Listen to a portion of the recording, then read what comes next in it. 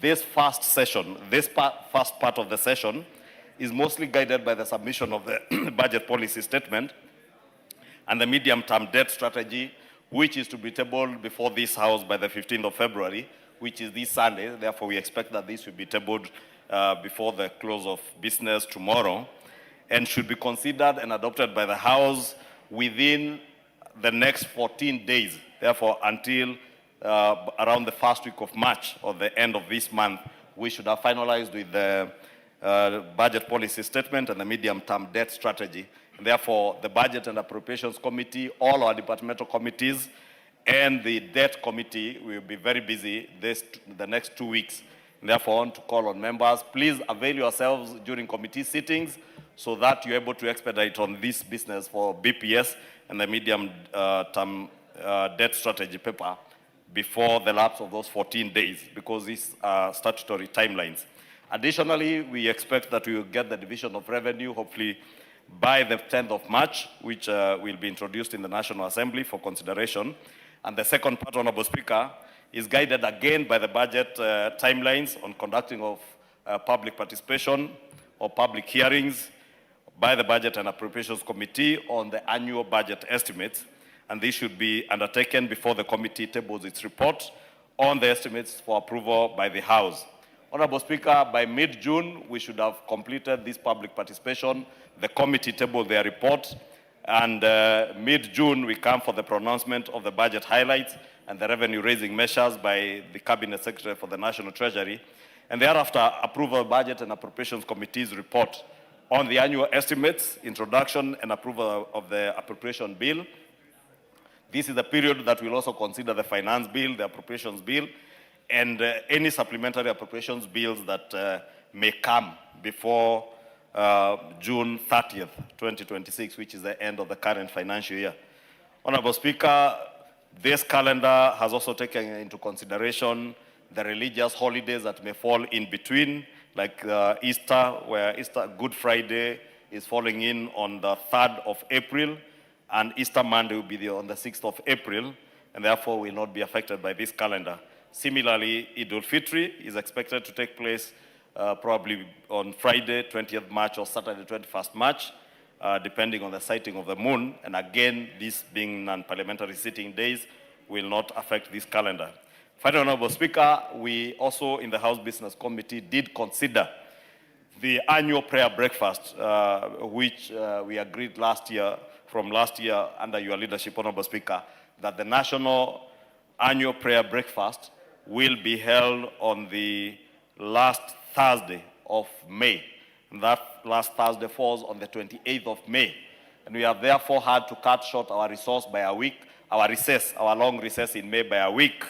And we therefore be resuming the week before, so that on the 28th of May, we are all expected to join together in prayer during the annual prayer breakfast. Honorable Speaker, let me note that under your instructions, I led the Kenyan delegation to the National Prayer Breakfast in the United States last week, and together with the whip, Majority Whip, the Honorable Osoro, Senators Veronica Maina, Senator Maanzo, the Honorable Member for Kathiani and Deputy Leader of Minority, Honorable Mbui, and the Honorable Kalonzo Musyoka, the former Vice President, also joined us at the National Prayer Breakfast. And Honorable Speaker, you know, there are people who are spreading rumors in Taifa Leo that they are going to meet certain people. The National Prayer Breakfast is not a place to meet people. Other than the tete-a-tete you'll have on the table where you sit. There were no other side meetings other than the side meetings that we all attended as the Kenyan delegation, which I led. It was not led by anybody else. Let that be clear. It was led by the majority leader. So those who are sponsoring stories in Taifa Leo that they are going to meet, I don't know who in the Trump administration, they met nobody. Honorable Speaker. Finally, the calendar has taken into consideration our school's calendar, Honorable Speaker, for both primary and secondary school holidays. And of course, those children under CBE, and also those who attend the other systems, those who are attending the American system and the British curriculum holidays. If you look at the calendar, it has taken into consideration to ensure that those of you who have children under CBE, you will have time during the recess to spend with your children. And those who have children in the other systems, you also have time at least in two of the recess periods to spend time with your children and your families when you recess. Therefore, Honorable Speaker, with those many remarks, I beg to move, and I want to ask the Honorable Member by the name Adams Kipsanai to second this motion for the calendar of the National Assembly. This being a good time for the Honorable Adams to second. I beg to move. Kipsanai. Mr. Speaker, I beg to second. Thank you. Jerry, take your seat.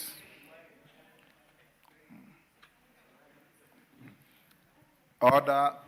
Member on his feet. Thank you. I now propose the question at order number 15,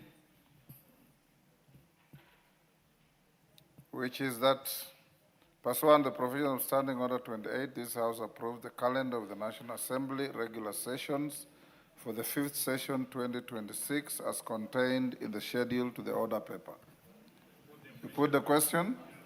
I now put the question at order number 15, which is that pursuant to the provisions of Standing Order 28, this House approves the calendar of the National Assembly regular sessions for the 5th session 2026 as contained in the schedule to the order papers. Members of that opinion say aye. Aye. Will those of the contrary opinion say nay? The ayes have it. Next order. Order number 16, the Health Amendment Bill, National Assembly Bill number 56 of 2024, second reading. Jerry Maina, that's your bill. Are you ready to move? Yes, Honorable Speaker. Thank you. The majority leader was trying to distract me. I was telling him that he's mentioning me so positively many times, he might send different signals to my political affiliation. Honorable Speaker, I beg to move the Health Amendment Bill 2024. And this bill, in a nutshell, seeks to criminalize. Jerry, I know you are a first time out. When you move your bill, first you just read it as it is. I beg to move that the Health Amendment Bill, National Assembly Bill number 56 of 2024, be now read a second time. Then you start your discourse. KJ misled me, Honorable Speaker. Thank you for that guidance. KJ, you are supposed to mentor, not to mislead new members. Go on, Jerry. Honorable Speaker, I beg to move that the Health Amendment Bill, National Assembly Bill number 56 of 2024, be read for the second time.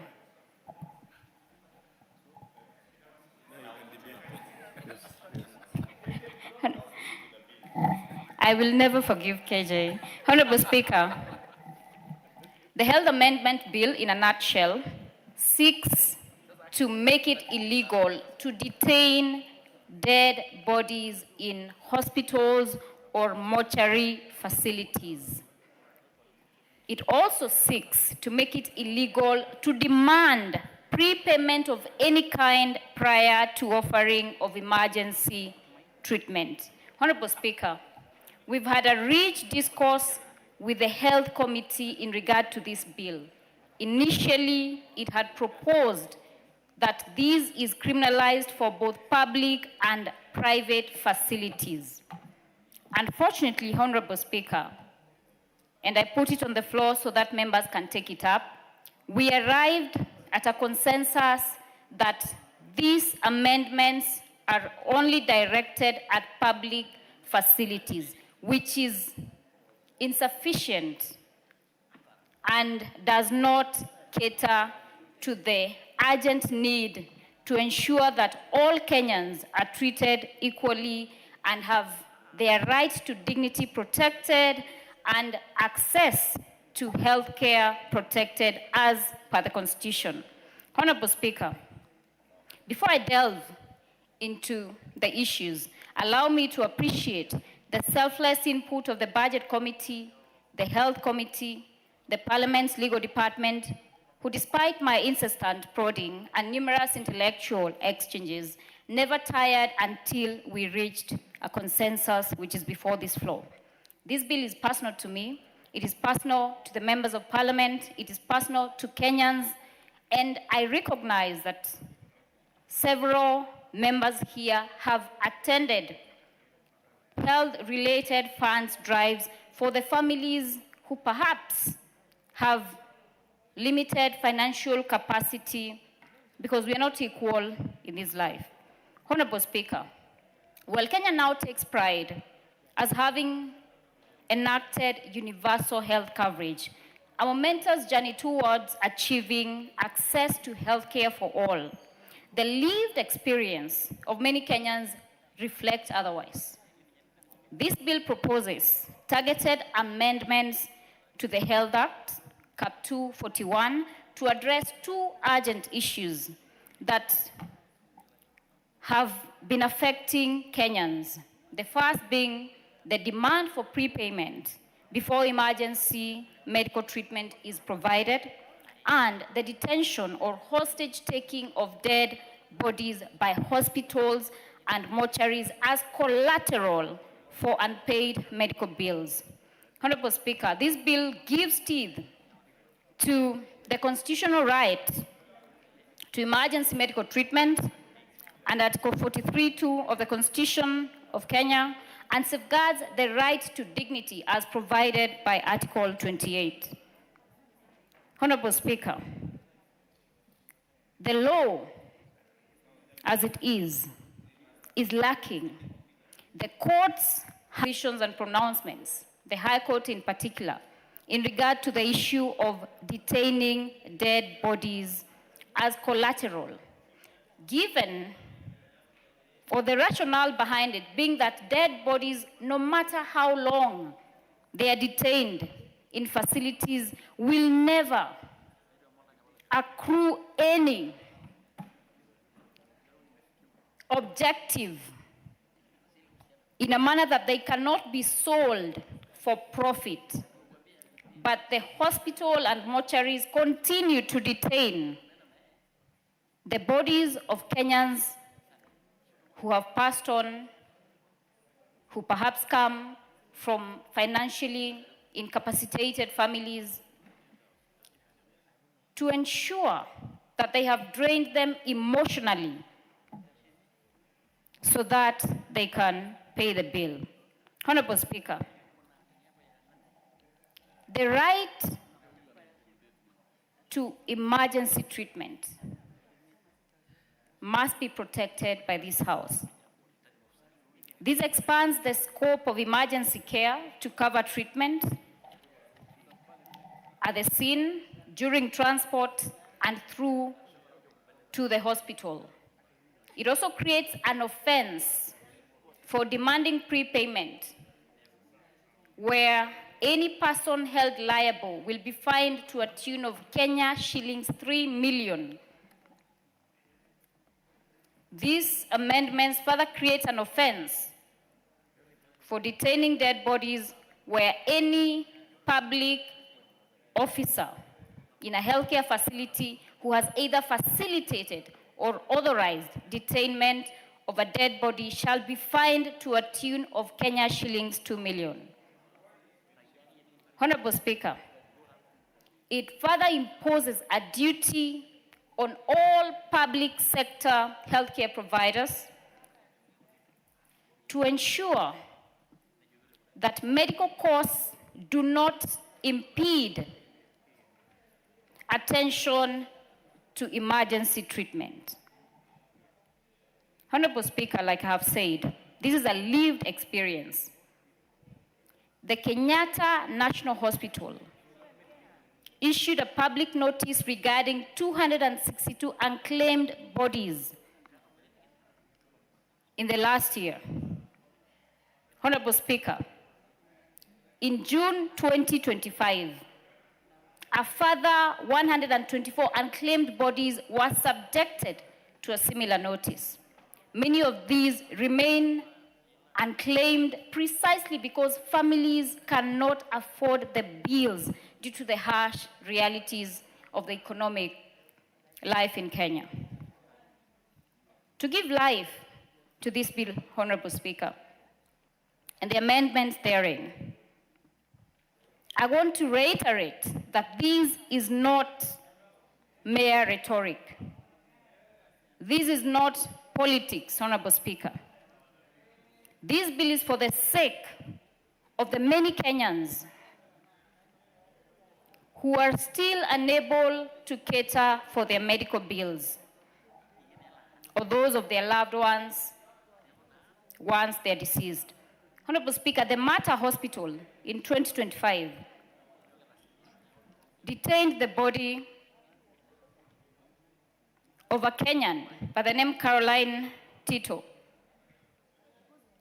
a widow, a mother of 2 college-age sons, for over 2 months for the failure to pay Kenya shillings 3.3 million. Honorable Speaker, from a human perspective, I want to pose a question to this House. Were the 2 college-age sons, did they have the capacity, even if they had wanted to clear the medical bills so that they could lay their mother to rest? Another further human experience and the human face of this bill is the Kenyatta Memorial Funeral Home. Honorable Speaker, this is a matter that I personally litigated in offering my pro bono services to Kenyans who cannot afford to pay for legal services. Honorable Speaker, this matter of the dead body hearing was one young, promising youth by the name Kelvin. Honorable Speaker, Kelvin was a medical student, straight A's from school, sponsored by the community, graduated, and then came to Nairobi to seek for employment opportunities. Unfortunately, he did not find any employment opportunity in regard to the course he had studied for. So like any other hardworking youth in Kenya, he started a border business. While going home on one unfortunate night, Kelvin was hit on the Thika superhighway by a public transport vehicle, and he was admitted under emergency care at the Kenyatta University Teaching Referral Hospital. Unfortunately, he accrued a bill to a tune of Kenya shillings 1.2 million. His mother could not be able to raise it. Kelvin had a wife and a young son. When I litigated this matter, Honorable Speaker, it gave me the perspective, and I want the members to put themselves in the shoes of Kelvin's mother, who was a squatter, who did not have any property she could have sold to get the body of her only son, who was a straight-A student, had come to Nairobi to seek for better opportunity. But unfortunately, he had encountered an incident where he passed on. Every day, his mother called me for 6 months as I litigated in court. And it broke my heart because I didn't know what to tell her. You know, some days we'd go to court, there'd be the bureaucracy of the judicial system, and every day she was hoping that she could find closure by laying Kelvin to rest. Kelvin deserved to have been given his right to dignity, to be accorded a funeral as per the African custom and traditions. Honorable Speaker, he couldn't because Kenyatta Memorial Funeral Home withheld his body for close to a year, emotionally draining his family. His mother had to do numerous harambees, and we know the economic situation in the village setup. They could not manage to raise the Kenya shillings 1.2 million. It might be pocket change for some people. But even Kenya shillings 500 in the village is a lot of money. And ultimately, this matter came to a conclusion. The court, the magistrate's court at Ruiru ruled that a dead body, even if it is detained for 10 years, it will never be property that can be sold to recover the unpaid medical bills. Honorable Speaker, Pumwani Maternity Hospital, the High Court ruling of 2015. Maimuna Omoya was unable to pay a mere 6,000 Kenya shillings that was required so that she could be discharged. She was detained at the facility with her newborn for nearly a month. And every time, every day, the bill kept accruing. Honorable Speaker, the courts have been clear. They have pronounced themselves. It is upon this House to pass these amendments, to legislate, to give judicial legitimacy to the decisions by our courts of law. Honorable Speaker, from a human perspective, and because we are Africans, we know that it is custom for us to bury the dead, to lay them to rest, so that we can find closure and move on with the day-to-day life. There are families that are denied that by hospital facilities, just merely because they are financially incapable. It is not a case of not wanting to. I do not think anyone would want to leave their kin, someone that they loved, someone they shared and spent time with in this life, rotting away in a mortuary facility instead of doing as per our customs. Honorable Speaker, we are reminded again of emergency services. We say we have SHA that is supposed to cater for all Kenyans, but is that the reality, Honorable Speaker? I'll tell you the reality. Or like Kenyans say, quote unquote, vitu kwa ground. A young man in Kirinyaga County was playing football at a field near Kutus. He collapsed and was rushed to a nearby county medical facility. Unfortunately, he could not be admitted because he had apparently not paid for SHA. Access to emergency services. We must ensure that medics that deny emergency services to Kenyans who prioritize financial gain while a Kenyan is losing their life, they are culpable and that they are held so by the law and fined as per these amendments. Honorable Speaker, the realities, when we remember the baby who had a fork djembe in his head, went to Kenyatta National Hospital, the mother could not afford to raise 20,000 for that child to be treated. Unfortunately, due to the delay in attaining the dire emergency services, that baby succumbed while waiting for treatment on the bench of a facility that should have ensured that he's alive today, going to school like other children, and even given hope to his parents to see him grow and perhaps be like one of us here in future. Honorable Speaker, jurisdictions across the world have ratified through legislation the provisions that I am pushing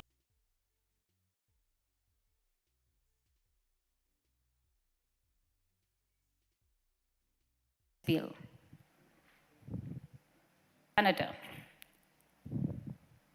have legislation that prioritizes emergency care and ensures that everyone, despite their financial capacity, can access the same. And then, honestly, the money must come after the human life has been saved. Someone asked me a very pertinent question. How will the hospitals recover their monies? And my answer was simple. Civil litigation, Honorable Speaker. A medical bill is a debt.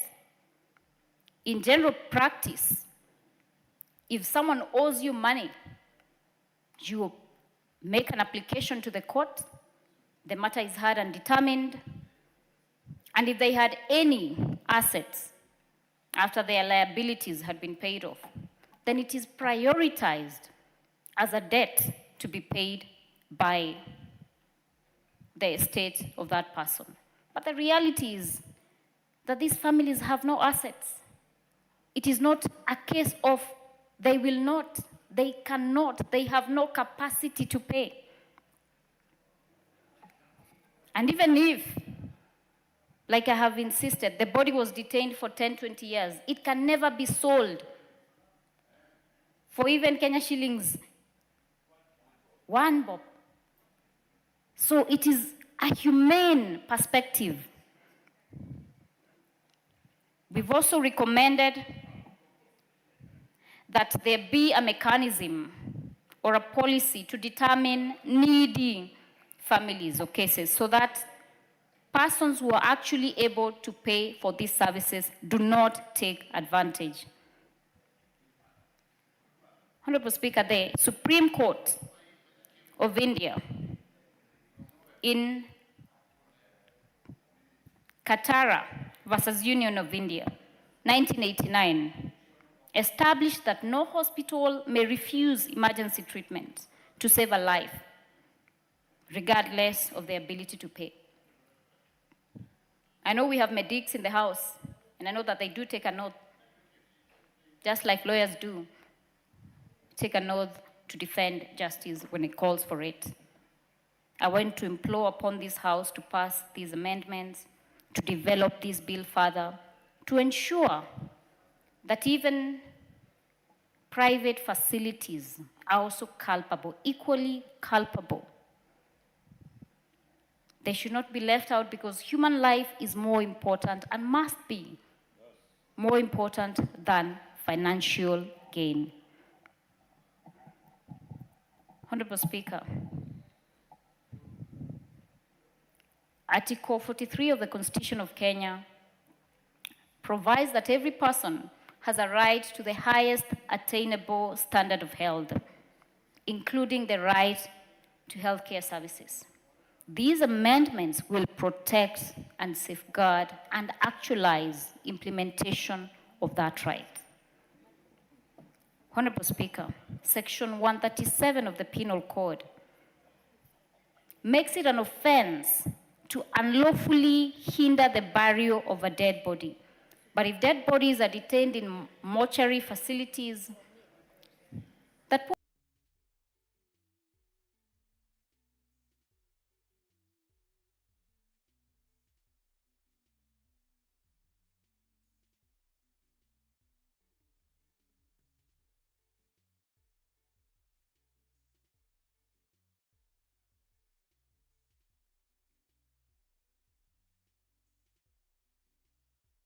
Kenyans that this bill reinforces. Honorable Speaker, it is therefore our duty as members of Parliament to ensure that we pass this legislation, we improve it, we develop it, we make it richer when it comes to that stage so that we can protect Kenyans. This bill will restore the dignity in death. This bill will give judiciary precedent, the legislative backing. This bill will align with the global health standards. It is bipartisan, it is human, it does not know the majority side, it does not know the minority side, it does not know Wamunyoro, it does not know any political affiliations. It is a bill for Kenyans. Let us take it as such. When we debate, let us enrich the debate. And Honorable Speaker, because I know many members, I had requested them to stay behind so they could contribute to this. I will not belabor, and I can tell they are convinced the way they are shaking their heads in conviction. Even the majority leader is convinced. I would like to call upon the immediate. I move. Honorable Speaker, I beg to move and now request the immediate former chair of the Health Committee, Dr. Robert Pukose, to second. Thank you. Thank you so much. I don't think anybody would have, thank you so much. I don't think anybody would have moved that bill better than you've done it.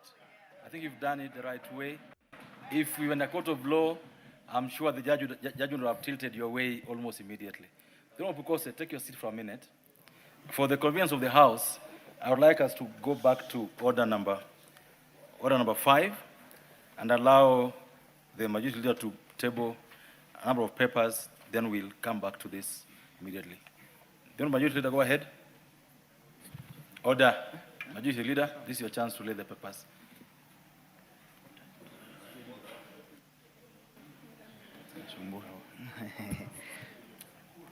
Order number 5, papers.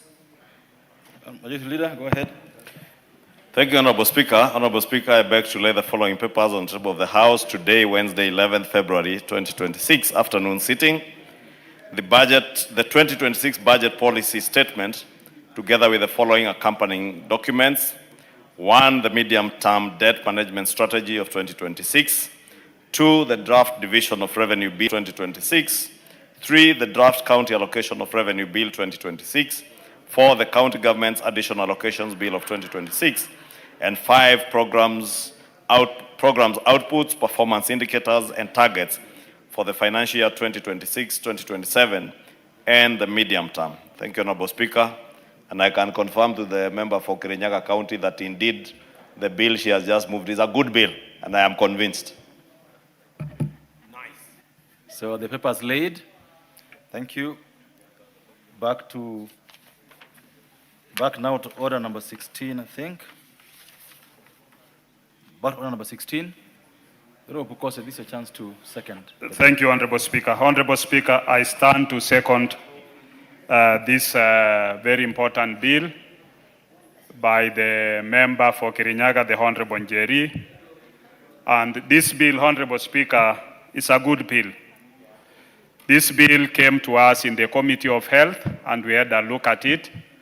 It also came to us in the Committee of Budget, and we approved. It's an important bill, Honorable Speaker, because it speaks into the challenges that many Kenyans face. Honorable Speaker, under the Kenya Kwanza administration, we passed the 4 UHC bills. Among them, it created the Emergency, Chronic, and Critical Care Fund. Under this fund, there is the provision for emergency services.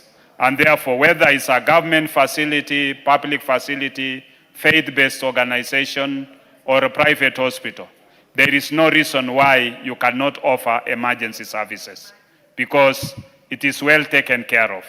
And therefore, this bill is just to reinforce that important aspect because in the bill, it's providing that failure to attend to a patient because you are in an emergency situation, then you'll be fined 2 million shillings.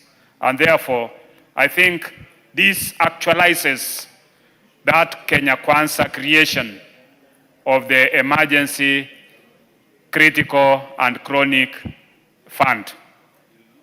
And therefore, and in our constitution, every Kenyan is entitled to the highest attainable standard of health. And you are entitled to emergency services. Secondly, Honorable Speaker, many people, especially many of the members of parliament here today, will attest to the fact that you have cases where bodies are being detained in a hospital. And you know, once somebody has lost their person, these are people who are mourning, these are people who are in serious other challenges. People even conduct fundraising to go and get their body. But you still find the whole institution insisting that they must clear the bill. And I think this for a long time has been abused. When you look at the bill, it's limiting to public facilities. But members are free to also bring in amendments to include private facilities because you have no reason to continue detaining a body. And as just as Honorable Njeri puts it, even if you stay with that body, you cannot sell it to anybody. And you cannot make money out of it. It is just humanly that you are able to release that body so that the relatives can be able to give that body a decent burial and be able to organize and get you your money. So I think to me this is a very good bill, and now we can begin with the public institutions where you are even getting money from the exchequer, from the taxes of Kenyans, where Kenyans are paying taxes, and more often this parliament appropriates money from the public to those public institutions. And even now with the primary health care fund, with the SHA fund, SHIF, with the emergency critical and chronic illness fund, all the other expenses have been paid. And even in other covers, you are covering the last respects for that body. And therefore, to me, Honorable Speaker, this is a very important bill that will address issues that affects our society, and we expect that hospitals will be able to now do the right thing, and that this House will pass this bill and it becomes law very soon so that it can be actualized. With those few remarks, Honorable Speaker, I second. Thank you so much. I remember that I now propose the question that the Health Amendment Bill, National Assembly Bill number 56 of 2024, be now read a second time. And the first bite of the cherry would be the chairman of the Health Committee, Honorable Nyikal.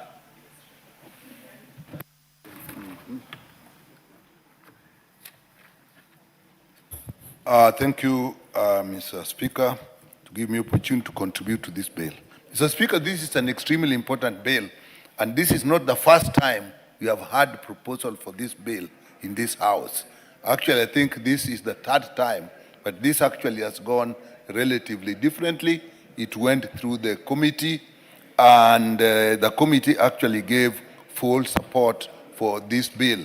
I know other members have tried this before. Honorable Lord here actually was the first to propose exactly the same bill, but at the time, and considering the financial arrangements in the country, it was felt that this would actually bring a lot of hardships particularly in the private sector, and therefore the committee didn't. But this particular time, the committee looked at it, and actually we support the bill. And Mr. Speaker, the object of this bill is actually simple. Is access to emergency treatment, whether you have money or not, at that critical point when you can lose your life or you can recover, but with very severe disabilities or severe injury to yourself, so that you recover with infirmities, or at a situation where quick treatment will actually resolve your illness quickly, which otherwise would take a longer time and make it more expensive. That's really by definition what emergency. Of course, therefore, it is important that that service be not subject to immediate availability of funds and payment. Then the other one, Mr. Speaker, is the detention of bodies to enforce payment. Obviously, this is something that many people have suffered through, and there's been a lot of public outcry, and bodies have been detained, people have suffered, and therefore, this is something that, again, we should address. And this bill, in the form that it is actually referring to public health facilities, which is okay, but if you look at that, it's a bit discriminatory. And the committee has actually looked at the bill and proposed a number of amendments, which will include also applying in private health facilities. There will be other amendments that we will take into consideration, but in principle, we support it. But Mr. Speaker, the underlying issue in the whole of this debate is health financing. Bodies are held because the people who are running the facilities, particularly the private hospitals, need to recover their expenses. And as people see and often say, it is the medical practitioners, the facilities that people see. What people don't realize is behind all this, when you are in an emergency medical situation, what is happening?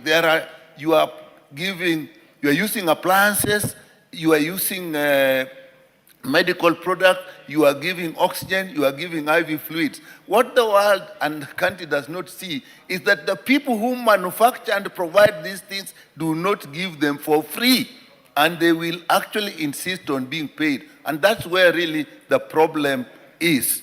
And so, in reality, Mr. Speaker, health should not be a business.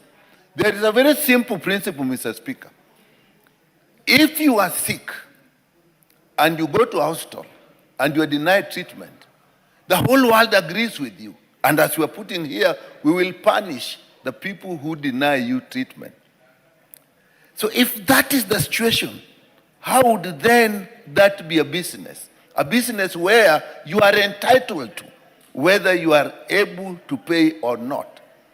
Take the example of somebody who is hungry, and you walk to a restaurant or a hotel and say, I'm hungry, I'm famished, I'm suffering, and you eat. And then you say, I don't have money to pay. The whole world agrees that you should be punished. If you didn't have money, why did you go there?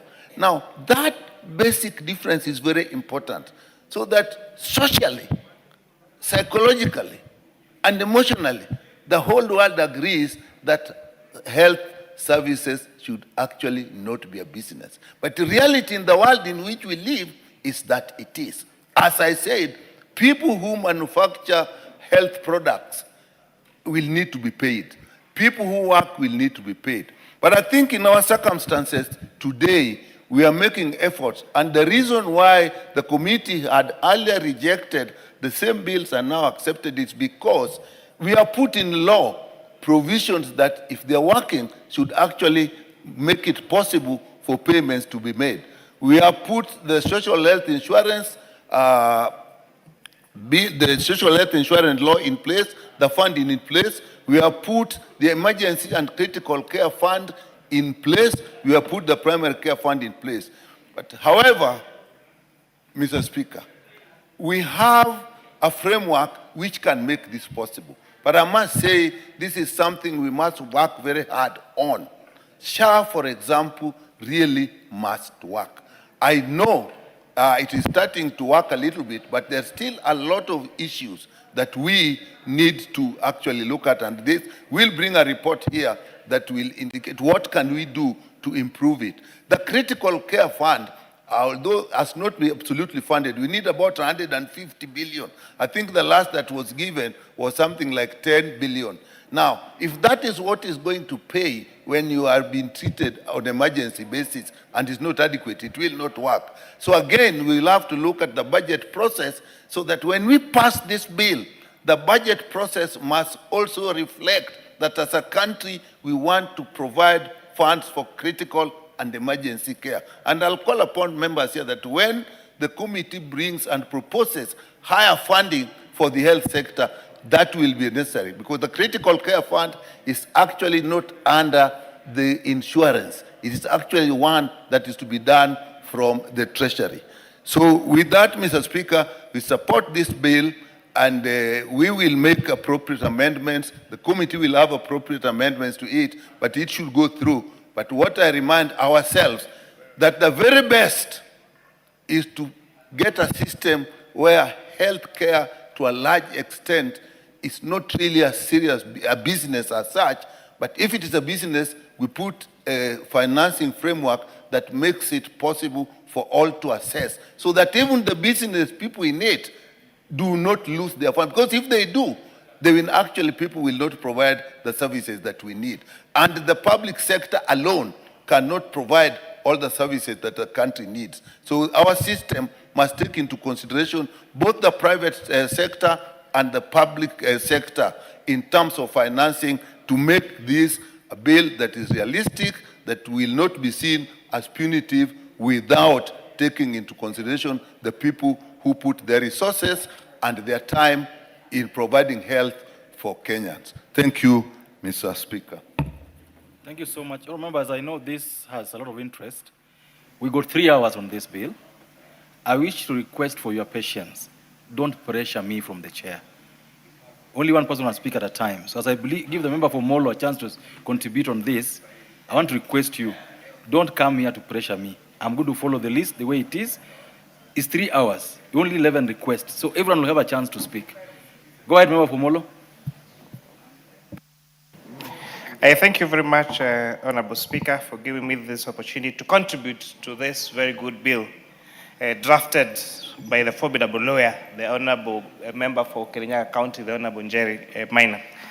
Honorable Speaker, this bill is seeking to amend the Health Act Cap 241 so that it aligns with our Constitution. Article 43 of our Constitution that gives the right to health, and Article 28, Honorable Speaker, of our Constitution that gives the right for human dignity. Honorable Speaker, this bill is seeking to do two very major things. One, to make it now essential, mandatory for doctors and health institutions to give emergency attention or emergency care to any patient that goes to those hospitals, irrespective of whether they have money or not, Honorable Speaker. And this is also a big call, Honorable Speaker, in as much as we're putting this into law, to restore the humanity that we had for health professionals, whether they are doctors or nurses, Honorable Speaker, because the cases that the Honorable Member demonstrated of people who have been denied medical care, and there are so many of them, Honorable Speaker, who have died, waiting for medical attention, and it is an emergency, Honorable Speaker. When we're in school, the people that we knew from our villages who are nurses and who are doctors, we knew them as very humane and passionate people. But, Honorable Speaker, it seems that nowadays that humanity now has gone out of the window, and that's why you find doctors denying medical attention to people, Honorable Speaker, until they die on the benches of those particular hospitals, Honorable Speaker. Honorable Speaker, it's also important to note that this bill does not remove the need to pay, Honorable Speaker, for services offered by hospitals, Honorable Speaker. It only criminalizes detention of living people and dead people, Honorable Speaker, in those particular hospitals. You know, we have had cases, Honorable Speaker. In fact, I intervened a week ago for one of my constituents who had stayed in hospital, whose body had been taken in hospital, Honorable Speaker, for more than 5 months. Honorable Speaker, it will even be logical sense for hospital, Honorable Speaker, you end up spending more money on that particular body in hospital, or you end up spending more money on that particular patient that they're putting in the hospital, Honorable Speaker. It will make more sense for you to release them at home so that those hospitals do not continue to incur other expenses, Honorable Speaker. But it seems now that the hospitals are not doing this, that is why it now has been necessitated to come up with this particular law, Honorable Speaker. Honorable Speaker, I would also like to speak to the costs of medication, Honorable Speaker, and especially for private hospitals, Honorable Speaker. Although the bill is seeking to criminalize this only in public hospitals, Honorable Speaker, but I wish the Health Committee would come up with amendments to also make it for private hospitals, Honorable Speaker. I was interacting with one of my friends over the weekend, Honorable Speaker, and was telling me of a hospital, for example, in Nakuru, that is asking for a deposit of 80,000 shillings for just a hospital bed, Honorable Speaker. Even the most, even five-star hotels, Honorable Speaker, in this country, per night is only 30,000 shillings in the most expensive hotels. So why are hospitals asking for a deposit of even 80,000 shillings for just a hospital bed? And all they need to do is a small bed. The hospital, the patient need to sleep. Honorable Speaker, chai asubuhi, lunch and dinner, Honorable Speaker. And most of them don't even feed well, Honorable Speaker, because they are sick. So this issue of charging 80,000 shillings for the hospital bed, even for private hospital, Honorable Speaker, should be looked to and be made illegal, Honorable Speaker. We have the other charges, Honorable Speaker, for private hospitals. You know, private hospitals play a very critical role in supplementing what is done in public hospitals. And therefore, it's a good thing that we have businesses, we have entrepreneurs that have invested in these hospitals as a business, and that complements the work that is being by public hospitals, Honorable Speaker. But that should not be at exorbitant fees, Honorable Speaker. In some hospitals, the cost of removing a tooth, just removing a tooth, is over 10,000. Kutoa meno tu. You know, these charges that are being charged by these private hospitals, even if it's a business, they are very exorbitant. And I think the Ministry of Health needs to come up with regulations of how much should be paid for which service. The same way, for example, in SHA, Honorable Speaker, where it standardizes the fees for consultation for all medication, Honorable Speaker, there should also be regulations that standardizes how much is charged by hospitals, Honorable Speaker, even by private hospitals, Honorable Speaker. Because in as much as we appreciate how they are supplementing the work of public hospitals, Honorable Speaker, some charges are too exorbitant, Honorable Speaker. And with that, I beg to support this particular bill by the Honorable Member and congratulate the Honorable Njeri for doing such a very good job. Thank you, Honorable Speaker. Thank you. The Honorable Rueda Obo. The next one in line is the Honorable John Gitonga of Manyata. Thank you, Honorable Speaker. And I will start at foremost by congratulating my colleague, Honorable Njeri Maina. And Honorable Speaker, also congratulating the House on a priority on private members' bills so that members can be able to impact their life in this House, Honorable Speaker. Honorable Speaker, I rise also to support the bill, and I believe this bill aligns very well with the spirit of our Constitution under Article 43, Honorable Speaker, subsection 3, on issues to do with social security.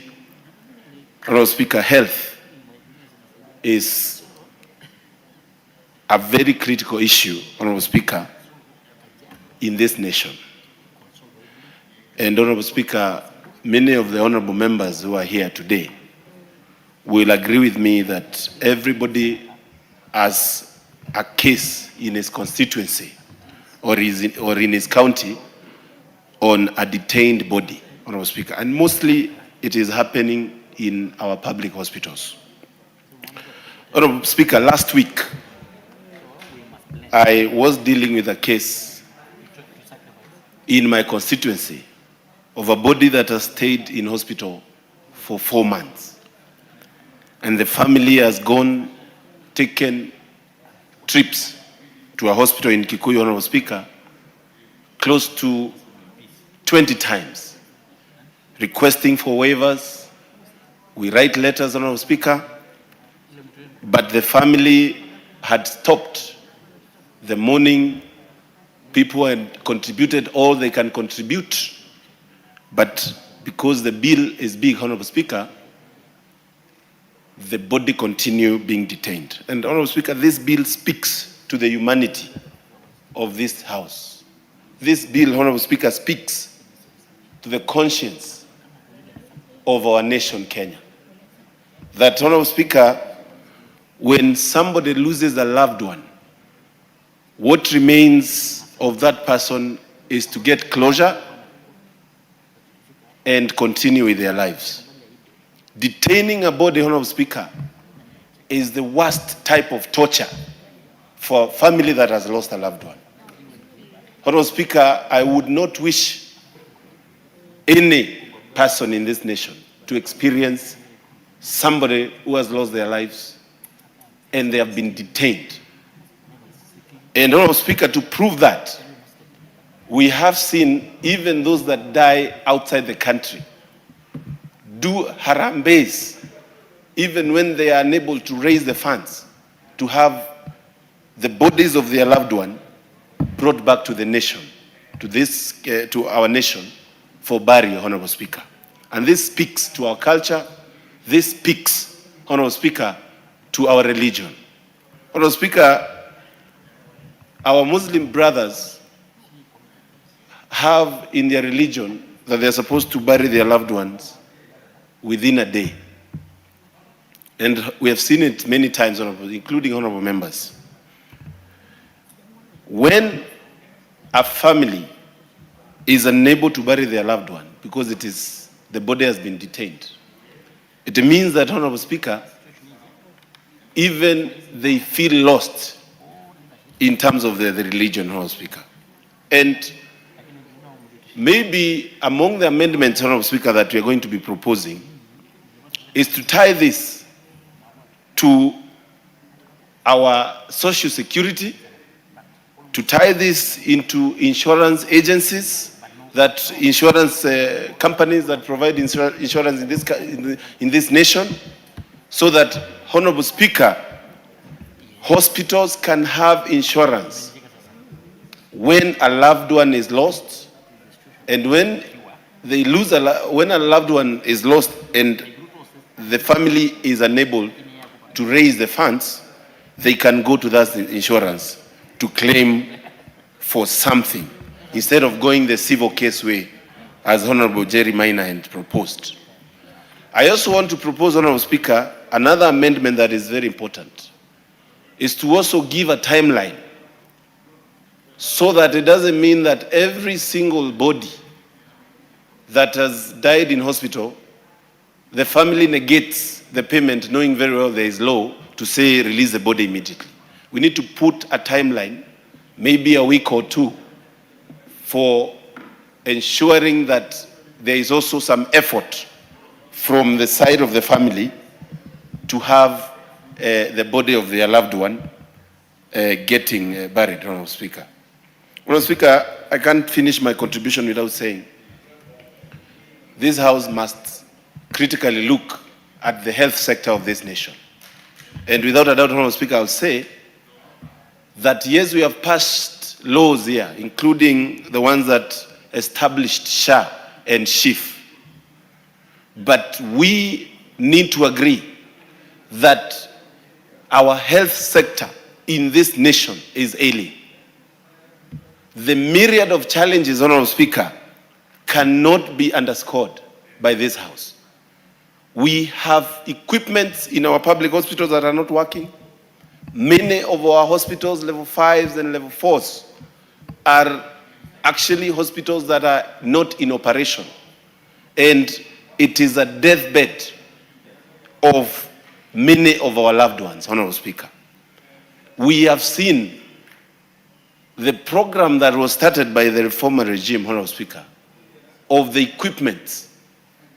Many of those equipment are not working today. And it means that the deaths that we want today to pass and say that they should not be detaining the bodies, Honorable Speaker, we will have more of those if we don't work and put health first, Honorable Speaker, in this House. Honorable Speaker, Article 43 is very clear on the right of Kenyans when it comes to health care. And one of the purpose of this House is to push and ensure that our Constitution is well obeyed.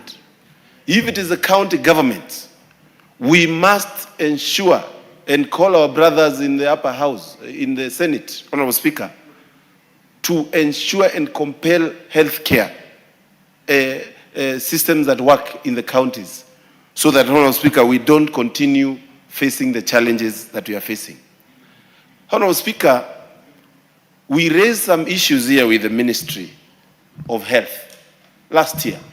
Some of them involved an equipment that was supposed to change the diagnosis and treatment of cancer in this nation. The cyber knife, Honorable Speaker, equipment in the KU hospital, Honorable Speaker. That equipment that was launched in the year 2023, even today has never operated, simply because we don't have a technician to use such an equipment. It speaks to lack of seriousness when we are investing in serious equipment and using public money. I call upon this House to work this year to ensure that we do pass laws and compel our healthcare to work, Honorable Speaker. SHA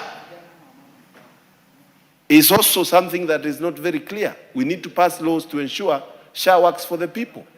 How comes, Honorable Speaker, me that is paid by government every month, contributes monthly, but when a hustler, a matatu tout, gets to pay SHA, is told to pay for 2 years? It is not right, it is not fair, and Honorable Speaker, those are things that are ailing our nation. As I support this bill, Honorable Speaker, I want to call upon this House to reconsider that law and ensure that it works for the nation. Thank you, Honorable Speaker. Honorable, I could actually read this for you so that you don't carry your hands up. The next person online is Charles Ngusia. Will be followed by Gitonga Murugara, like that, so that you don't keep holding your hands. It's that simple. Honorable Ngusia. Thank you, Mr. Speaker, Honorable Speaker, for this opportunity to contribute to this critical bill, actually, which has been done by Honorable Njeri. Congratulations, the lady from Kirinyaga, who has done a very good bill. Mr. Speaker, this bill is killing two birds with one stone. Number one, it is going to criminalize, or rather illegalize, the retention of dead bodies. And also, it is going to ensure we are going to streamline emergency treatment of emergency cases in our hospital, Mr. Speaker. Mr. Speaker, I note with concern that Kenya ratified international treaties that actually compel, or rather forces the state to respect and to protect and, of course, fulfill the right of health as enshrined in our Constitution. And that is why this bill is so important. It is going to align with the international standard and also live into the spirit of our Constitution 2010 we assented. Mr. Speaker, I recall last year, I tried actually to sort out a mess in my constituency.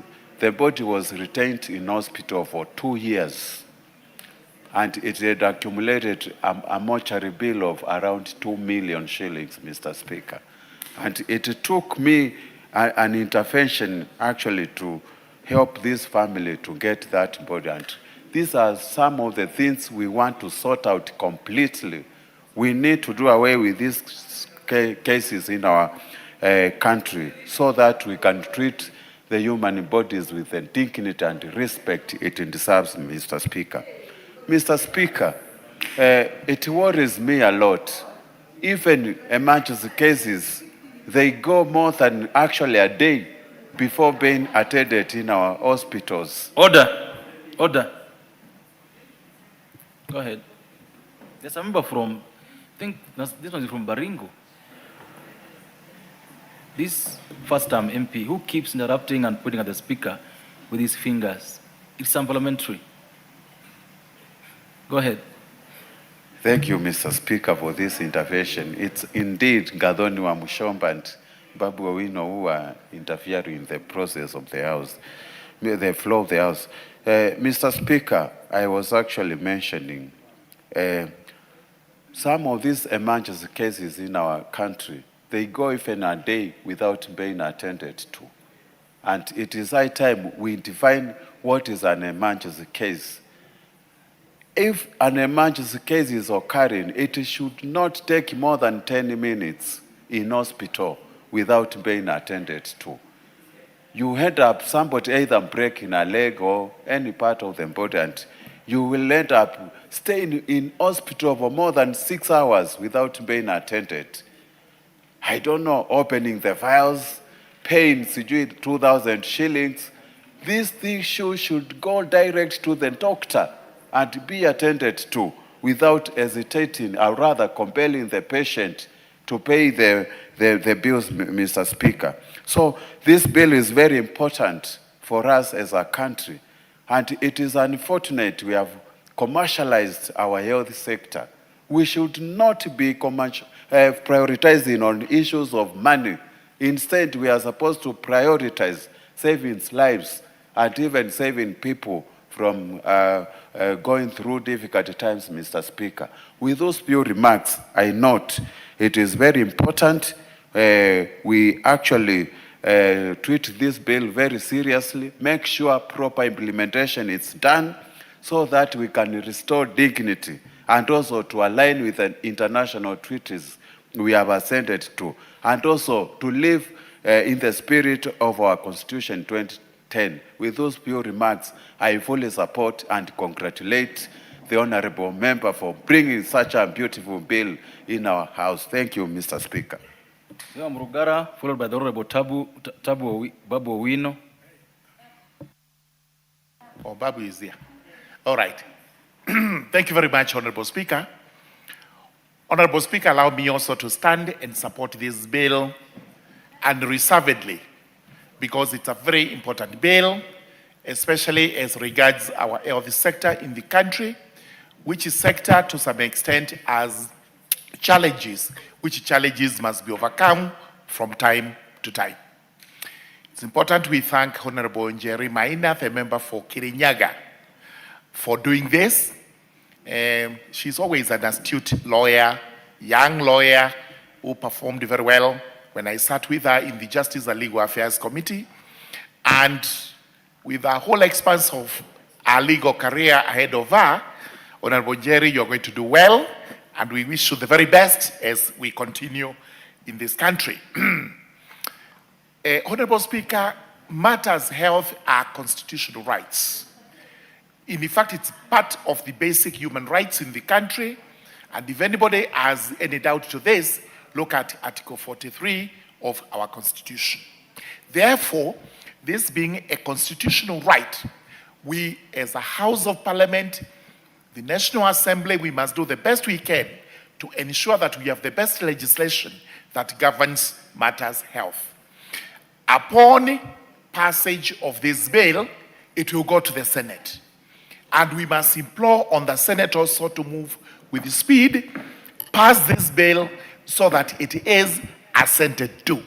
And we'll be also pleading with the President of the Republic of Kenya to assent to this bill so that we can realize the fruits of what we are legislating on here today.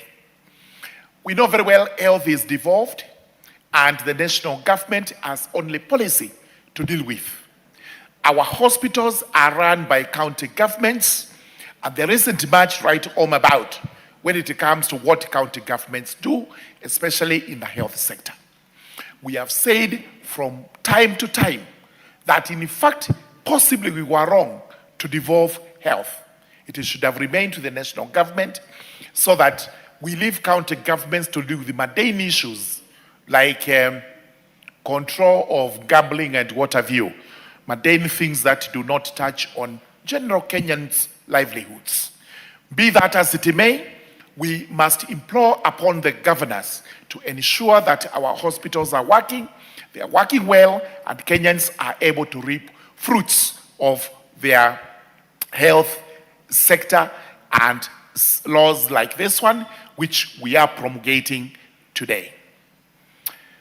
It's important to note that health, and especially the practice of medicine and law, are the oldest professions in this country. Professions properly called, there are other professions which really are not professions but trades. But as professions, you will all recall that when it came to practice of law and the practice of medicine, there were no payments. These were pro bono services that were being offered by doctors of yore and lawyers of yore, those who were there before those times. However, today, greed has crept in to both the professions, and even as we admonish the medical practice, lawyers also cannot escape unscathed. So what are we supposed to do? We are supposed to ensure that when it comes to medicine, you save life first, not you look at profit or you look at the monetary gain you are making from the practice. Therefore, how does a person who comes to hospital critically injured, you are detained as your relatives look for money to pay a deposit so that you can be admitted into hospital? Sincerely, I do not think this is for this season, or it is for this age in time. We should now be moving to universal health care, where you move into hospital, you are treated first, and the money comes second. Therefore, the issue of deposits should actually be legislated against, so that you do not have to have any deposits when you appear in the hospital on an emergency basis. Now, the second issue that we are legislating on today is on dead bodies, such that a hospital worth its salt would decline to release a body purely because the hospital is owed some medical fees. And the question being posed by these members of parliament is, what is the benefit of holding that body? What do you reap from holding the body? What are you going to do with it? Absolutely nothing. It's purely to cajole and get relatives into more agony and trouble, because they have to look for money to pay that bill before they lay to rest their loved one. This cannot be justified in any way, and the hospitals must be admonished for even trying to retain security so that this person will come back to claim the body and claim the security. You'll be told you have to leave behind your ID card. How can anyone detain your ID card, your only mode of identification, especially in the rural areas like Tharaka, where really there are no passports or any other way you can identify yourself? You are told, leave behind your ID card. You are told, bring a title deed. Of what use would be a title deed unless it is accompanied by a legal document known as a charge or a mortgage? You cannot sell that property. You cannot do anything with that title. And sometimes even logbooks. You are told to bring a logbook so that we can hold it as security as you look for the money to reclaim the dead body. And unfortunately, for a logbook, you need a charter's mortgage. And without that, you can do nothing with those documents. And I laud Kenyans who are ingenious, because for the ID, the following, you just walk to a police station, report that the ID is lost, and within a span of 1 month, you have a new ID. So that hospital has wasted its energy, resources, and time in holding that ID. It is of no value, and I'm told many hospitals are holding many of these IDs which are useless. The same with a title deed, you get a replacement, a logbook, you get a replacement. Let us go back to the old days, as we said. The nursing profession, which is part of the medical practice, begins just around the time of a lady known as Florence Nightingale. This is a lady who volunteered with a battalion of nurses to go into battlefields where battalions were fighting against each other, but she would move in without caring which side the injured person came from to try and save life. She was not being paid by anybody. She was not asking for any deposit from anyone.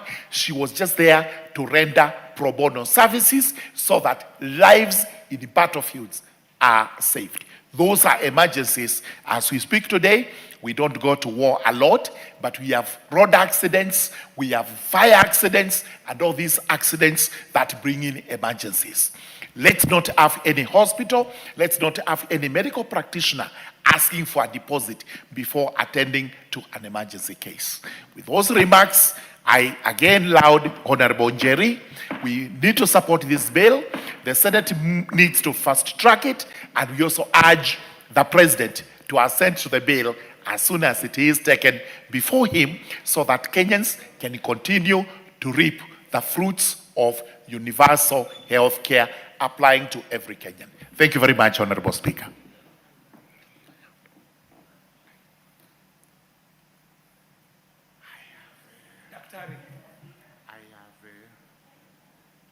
I already gave out the person speaking next.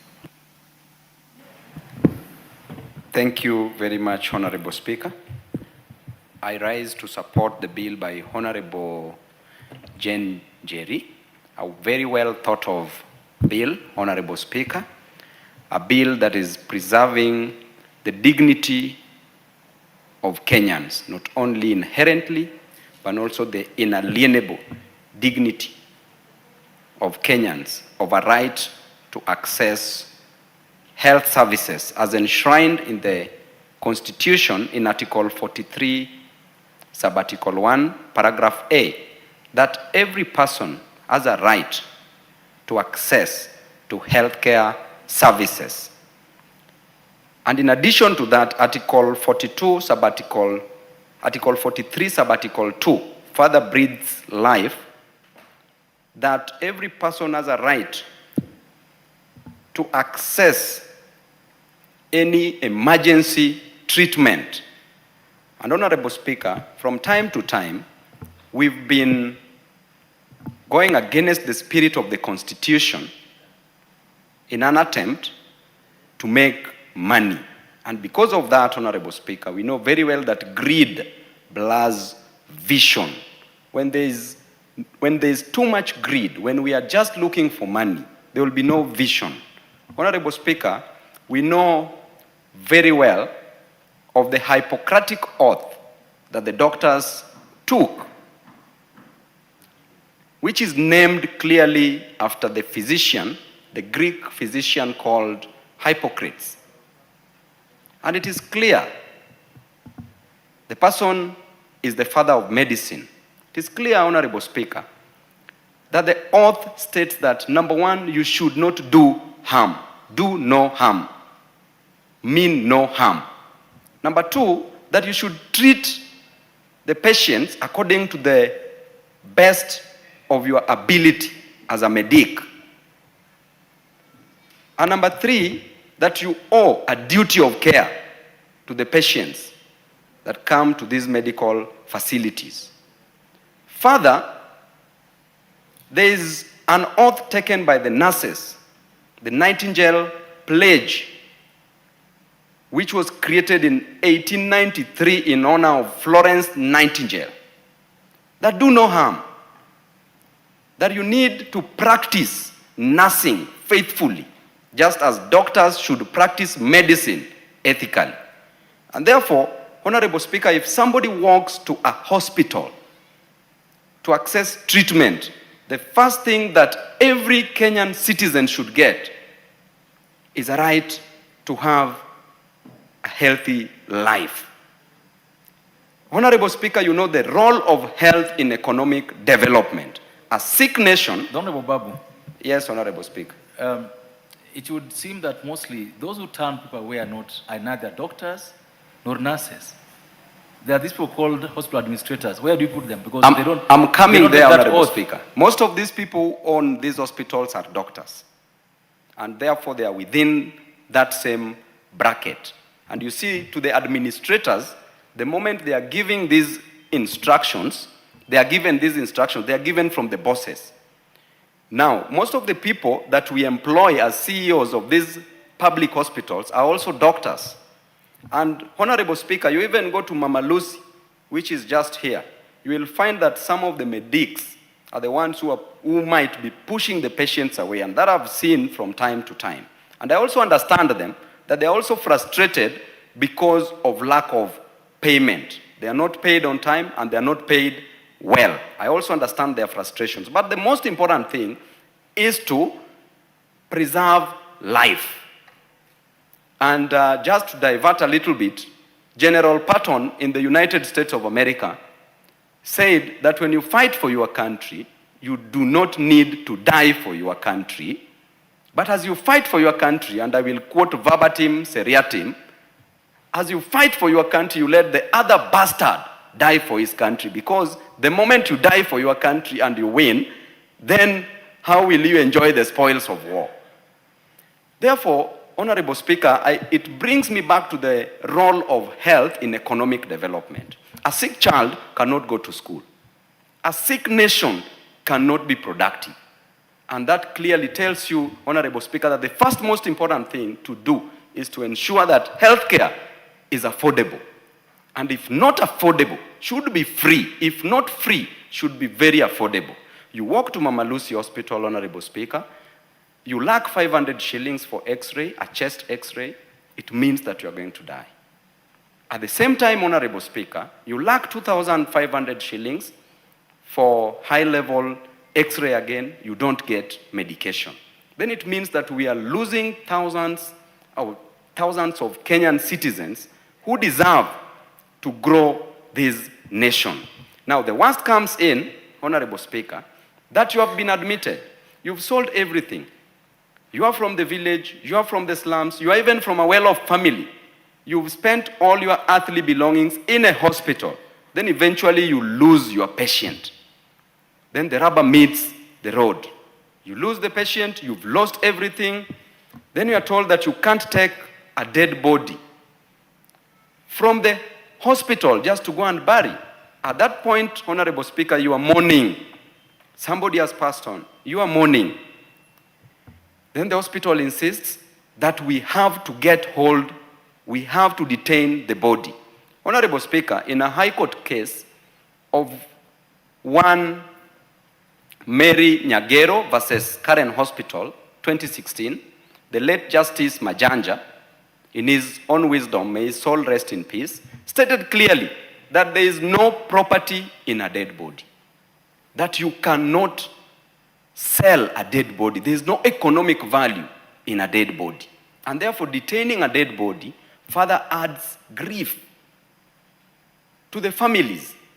Honorable Speaker, for those who are staying in Nairobi, and the Honorable KJ will tell you that transporting a dead body from Nairobi, Honorable Speaker, hiring a car, first of all, clearing hospital bills, you don't have the money, then making the arrangements to hire the car, to get a hearse or a matatu, to transport a body to the village, to burial. Honorable Speaker, it's like you are burying two people at the same time. Economically, you are buried, and at the same time, you are burying a loved one. So, Mheshimiwa Njeri, this bill deserves to be supported by all members of parliament, because from our own constituencies, people are suffering.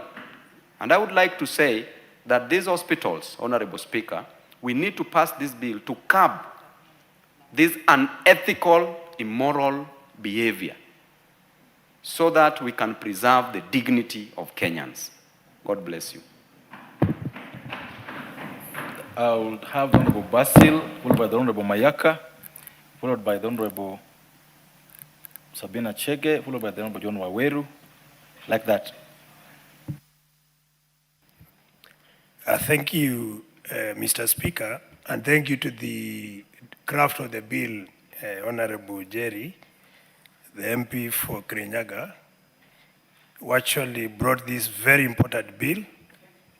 I agree with most of the contributors to the bill. This is a very important bill, Mr. Speaker. And as just Honorable Babu said very well, you have no value, economic value in a dead body. And when you detain a dead body, basically, Mr. Speaker, you are hurting already a bereaved family who are actually trying to mourn their beloved one. So, Mr. Speaker, this is a very timely bill.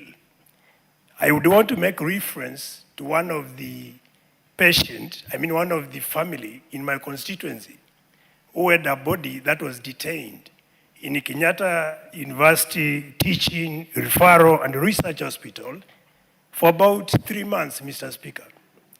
When I spoke with the CEO, she was extremely, I would say, she was rude. She did not seem to have empathy with this particular family, Mr. Speaker. In fact, I wrote so many medical waivers to that particular hospital. I even asked them, are you operating as a public hospital or do you operate like a private hospital, Mr. Speaker? It was so annoying, a family that has already depleted their resources, Mr. Speaker, who could not even bury their loved one, were struggling to have their body released by Kenyatta University Teaching, Referral and Research Hospital, Mr. Speaker. And that's why when I saw this bill, I've said I'm not going to move. I'll wait till the time I'm given the chance to contribute, because it really affected me, Mr. Speaker, to see a situation where an hospital doesn't seem to sympathize as well as empathize with a family that has already lost their loved one, Mr. Speaker. I don't think, Mr. Speaker, there is any family that deliberately would decide they don't want to pay medical bills for their patients or even for their loved ones, Mr. Speaker. It is a situation that puts people in that circumstance, Mr. Speaker, where economically they are crippled. They are not able to raise anything, Mr. Speaker. Even some of them go to an extra mile to sell all their assets, Mr. Speaker. They hold numerous arambis, Mr. Speaker, which yield nothing. Like in this particular case, Mr. Speaker, we did all we could to raise about 4 million, Mr. Speaker, but we could not raise the money. And that's why it's important we criminalize a situation where the hospital would detain a body of a Kenyan or a patient that has already gone to the other planet, Mr. Speaker. When I look at this particular bill, I have a couple of other salient points which justify why I support this particular bill. And I want to say categorically the bill, in addition or in consideration that it also aligns with Article 43 of the Constitution, particularly Subarticle 1 down to Subarticle 3 on the right to health, Mr. Speaker. At the same time, it aligns with Sustainable Development Goals number 3, Mr. Speaker, which talks of good health and well-being, Mr. Speaker. I also want to emphasize that the bill does deter or mitigate arambis and fundraising that are done to support medical-related costs, Mr. Speaker. The bill also does strengthen the patient rights, because when patients have already used what they could and they are denied their health services, Mr. Speaker, that is in principle is denying them the right to health. And this particular bill protects that particular right, Mr. Speaker. The bill also supports healthcare workers, Mr. Speaker, by tightening the legal duties and as well as clarifying the roles and responsibilities, Mr. Speaker.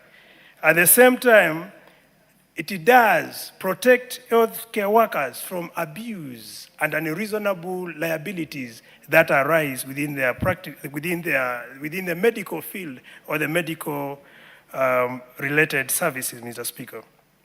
Importantly, this particular bill, Mr. Speaker, in terms of making it operationalize and make it to really not make hospitals not to operate, I would recommend that we also put emphasis on appropriating adequate resources, Mr. Speaker, to support operation and administrative costs of health facilities, Mr. Speaker, particularly public health hospitals. This is going to make sure hospitals have no excuse at all to detain bodies as well as deny patients right to health, Mr. Speaker. So I urge members, just as Honorable Babu who was here who left, that it's important for all members of parliament to support this particular bill and ensure that we promote health services, particularly to the most poor, who are the majority in this particular country. So with those few remarks, I support and I rest my case, Mr. Speaker. Please give the order. Some of my Honorable Sabina, the Honorable Waweru. Thank you, Honorable Speaker, for the opportunity to also add my voice to this very important amendment to the Health Bill of 2024. Honorable Speaker, I want to first take this opportunity to really thank the Honorable Njeri Maina, the County MP for Kirinyaga, for coming up with this very important bill and doing so in a very interesting manner, Honorable Speaker. I was watching Honorable Njeri speak and I was wondering if she was addressing a panel of judges because it was very high level and she looked extremely elegant while at it. So Honorable Njeri, proud of you and congratulations. Honorable Speaker, this is an amendment that seeks to actually restore dignity to the human life. Because, Honorable Speaker, not only does it touch on a very important aspect, which is patients who go in for emergency services, because we all know at that particular emergency level, sometimes determines whether or not someone is alive. And the fact that it has to wait for a financial transaction to happen before someone gets medical attention, we have seen a lot of lives have been lost because of that. And therefore, Honorable Speaker, just the re-emphasize on that is very important. Secondly, Honorable Speaker, is the issue of persons who are detained, dead bodies that are detained. Because, Honorable Speaker, and as someone else has alluded to it, a dead body has no value. You cannot take it and go and sell. Even if you want to harvest organs, organs are harvested prior, not before life is completely lost. So these dead bodies have no value. But also, Honorable Speaker, the fact that we are criminalizing this is even more important because if you look at the legislations that are in some of the countries like South Africa, the United States, in India, the legislations are very specific in terms of criminalizing the offense of any person in charge of a public health facility. And I like the use of the word a person in charge because the buck stops with the leadership of that particular health facility. He or she must ensure that the people who are working in that medical facility are not undermining this law because he remembers that he or she will be the one who will be charged. So this is a very important aspect, and it also just gives strength to the section 137 of the Penal Code, which hinders the declining of providing dead bodies for that particular case. Honorable Speaker, also the aspect of having alternative payment plans. I think that's very important, and Honorable Mukunji also alluded to this, so that we also don't have situations where people are taking advantage of this particular law, whose main aim is to restore dignity. But having a payment arrangement for people who do not have the means of making the payment right then and then is very important, so that people remember that at the end of the day, for the medical facilities and services that were provided, payment still has to be made because these public service centers and health facilities also still need to run. So that's a very important aspect to avoid anyone who is trying to take advantage. And Honorable Speaker, if you look at the very many cases that we have had in our country of families where people have not been able to get the dead bodies of their loved ones for as long as even 20 years, it's very unfair. They don't even get to have an opportunity of a closure to give their beloved people a dignified burial because they were not able to raise the medical fund. It's a very unfair aspect. And so this actually really helps the families, because for us in the African society, giving our loved ones a befitting farewell is a very important aspect of life in terms of its end and continuity of those ones who are still alive, for them to be able to have the comfort that they did give their dead person a befitting farewell. The other aspect also, Honorable Speaker, is the mothers with newborns. You find a mother with a newborn has been detained in hospital for long because you're not able to pay for that particular child. And actually, Honorable Speaker, there's no financial sense in it, because the more you're detained in hospital, the more you continue accruing the bills. In essence, this is someone who was not even able to pay those bills, and then you're adding to them another load.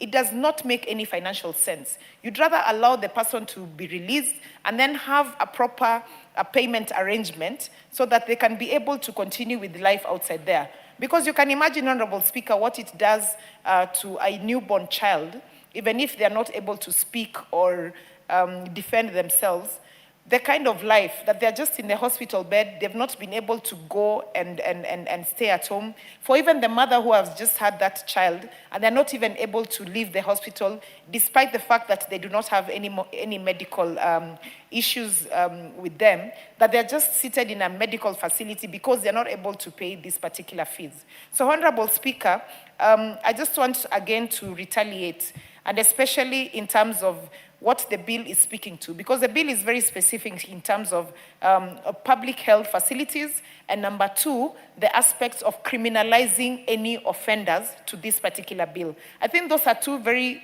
important aspects to this particular amendment, and therefore, with those few remarks, I'd like to just register my support for this bill, and I thank you.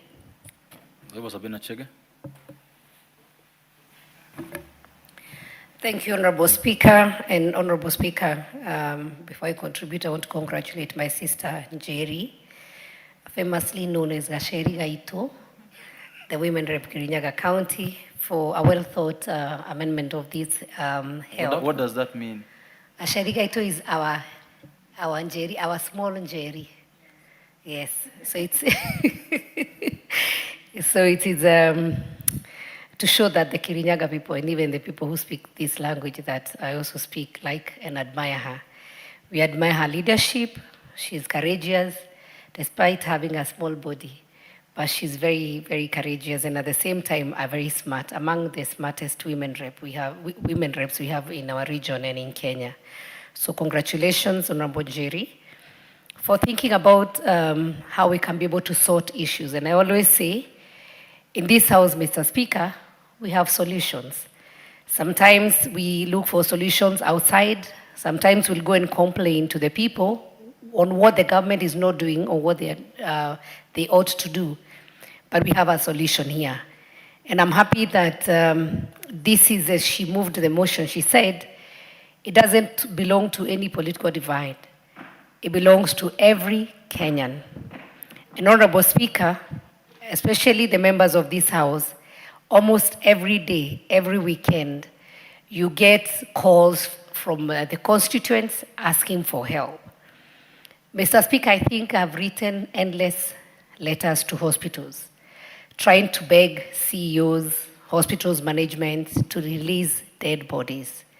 Mr. Speaker, it is unfortunate that even having a constitution that is very clear on the right to life on Article 26, the human dignity on Article 28, the right to health on Article 43, and also emergency medical treatment, and even having the landmark ruling from High Court, the commercialization of health in Kenya is real.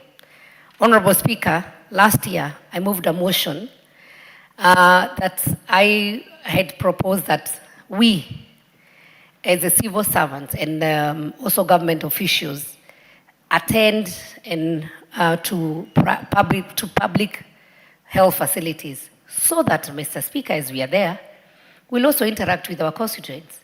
We will see a person who is coming in and being turned away.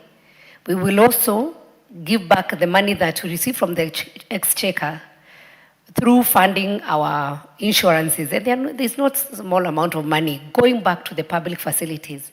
Because the challenge we have today is that we have more private facilities than public facilities. These private facilities are funded by the money from Kenyan citizens, whereas we have public facilities funded by the exchequer, but we will find that the services given there, we have a long way to go. Whereas we know, Mr. Speaker, a facility like Kenyatta National Hospital has the best doctors. They have even performed best surgeries, that have not been done in any other facility in Kenya. But you still find, Mr. Speaker, that you'll find there are not enough doctors. Patients going there, they will take a very long time to be taken care of. Emergency section, Mr. Speaker, we find that Kenyans are still taken back. Mr. Speaker, what do we talk, when we say about emergency, what do we mean? It is not something that was not planned. Maybe a fire, there was a fire and cases of fire. Maybe there was an accident, Mr. Speaker. When such a person rushes, the person is taken to the nearest health facility. So to go and ask such a person, give me 200,000, 100,000, where will they get it from? Honorable Njeri, when she was moving, she mentioned about my friend, the late Betty Bayo. Well, she went to a facility and they have to wait from 3 a.m. to 6 a.m. for people to wake up so that they can be able to give the money for deposit for her to be admitted. And she was bleeding. It is sad we lost Betty Bayo, a very famous musician. But this is only one of the cases that were highlighted. Many people lose their lives when they are turned away.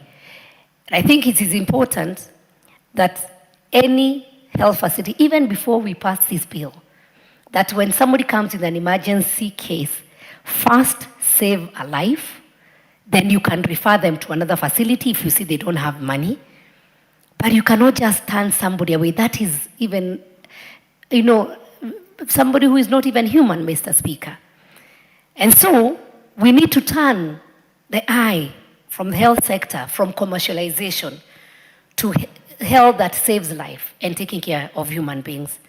Mr. Speaker, when I was looking at the numbers of the body that were detained, I saw in 2024 Kenyatta National Hospital, there were 246 bodies of infants. I put myself in the shoes of a mother who walks in, waiting to go home with a baby. And maybe this baby passes on. On a small baby gets sick, you go to hospital and the baby passes on. Already the mother has the loss of that infant. And then you dare hold such a body because you want money from that mother. How inhuman can anybody be, Mr. Speaker? As we have said, a dead body has no value.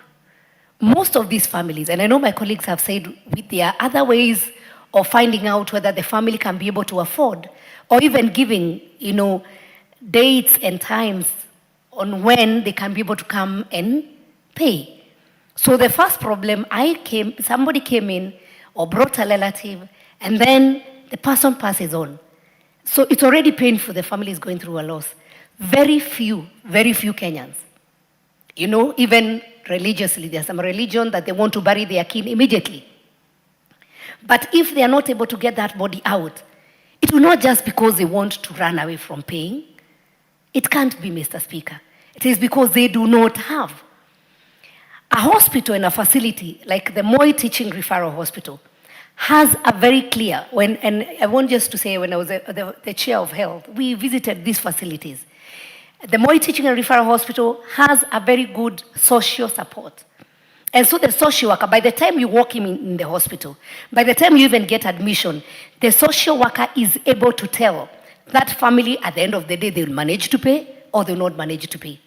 Here we are talking about dead bodies being detained. But Mr. Speaker, even people who get well, a mother delivers, then you are detained in a hospital, you have to share a bed, or you have to sleep on the floor because that hospital wants you to pay. No one would want to stay in a hospital even after one day when you are discharged, Mr. Speaker. So even as we do this amendment, we need to look at the law again and see How do we then make sure, and especially the social department of the hospital, such that by the time a person is being released from hospital, if a person dies, the hospital already knows this family is needy. We cannot be able to push them further. Let them first go bury their kin, and they can commit themselves that when we get this amount of money, we can come and pay. If it's emergency, once life is lost, it is lost. But if you save a life, you can be able to give that person a chance to go back, maybe recover, go back to work, take a loan, or even get money, do harambe, and bring back. So I wish to urge, even as we pass the law, because laws are passed, Mr. Speaker, but the implementation of law is another thing. So if there is already a high court ruling on the same, why are we still having bodies detained in hospitals? So we need to have a way of these hospitals having to release these bodies so that the kin or the families can go and bury, and then they can be left with a clear way on how they can be able to sort the bill. Mr. Speaker, let me speak about SHA. Because SHA has a component of emergency. And Mr. Speaker, if the SHA had covered only level 6, emergency happens and one is taken to the nearest facility. So we may need to relook, and I know the health committee members, some of them are here, if there is a way we can be able to look at what level is this emergency care being given at, so that even if you are rushed to the nearest dispensary, you are taken care of. If it's a level 1, level 2, level 3, because emergency is for somebody to be taken care of. Mr. Speaker, and I want just addition of 1 more minute, I want to say something about also emergency handling, because that is something that we also need to look as a nation. If somebody gets an accident today on Thika Superhighway, where do they get an ambulance? 1 more minute. Thank you, Mr. Speaker. Where do they get an ambulance? So we should be having a shortcut, like the way I know if I want to apply for Nyota, I'll do *54#. So if there is an emergency that happens on whichever highway, Nakuru Highway, then how can those people access to emergency care so that there's an ambulance? Number 2, handling of our patients. The majority of Kenyans are... Thank you, Mr. Speaker. Majority of Kenyans are dying because once they get an accident, you find people with pangas trying to cut down the cars, trying to pull people out. So they actually don't die because of the accident, but the handling. So once we have that number of emergency, we also need to have professionally trained people so that if there's an accident, it's not the business of the people who come to steal phones, to come and try to pull people away. So you pull somebody, you cut off the leg and leave it in the car. So that if there is an emergency and there's an ambulance, the people who are well-trained personnel can come and handle the accident victims and take them to the nearest facility. I thank you, Mr. Speaker. I want to congratulate Honorable Njeri, and I support the amendment. Thank you very much. The Honorable KJ. Mr. Speaker, I must thank you and also wish you a happy new year and great leadership in this new session, as you always do by guiding this parliament with your very great leadership skills. Mr. Speaker, I also take this opportunity to congratulate and thank the county MP for Kirinyaga for coming up with this very crucial bill that is extremely timely at a time when country is considering its healthcare and healthcare legislation. I want to thank Honorable Njeri Maina, who is also in a way my county MP, let me say my in-laws county MP, and must thank her for such amazing legislative work in the House. And this is what, Honorable Njeri, you are elected to do in this House. Mr. Speaker, this amendment is seeking to amend the Health Act Cap 241 of the laws of Kenya so that it is able to provide for access to emergency treatment and healthcare services prior to the payment of prospective medical costs by users. And Honorable Speaker, why this becomes an important piece of legislation is because we know that we are losing lives uncountable when Kenyans are not able to access emergency healthcare or healthcare at whatever level because of the requirements for payment ahead of medical care. Mr. Speaker, this becomes a critical concern for us who are in legislation, and especially at this time when we are very careful about what we are doing in the space of the medical services, up to and including the new legislation that this House has passed that has enabled for a new regime of management of healthcare in this country, up to and including the changes that we are making as a House in regard to how health is covered, even in its payment and insurance, which has been a journey that this 13th Parliament has walked.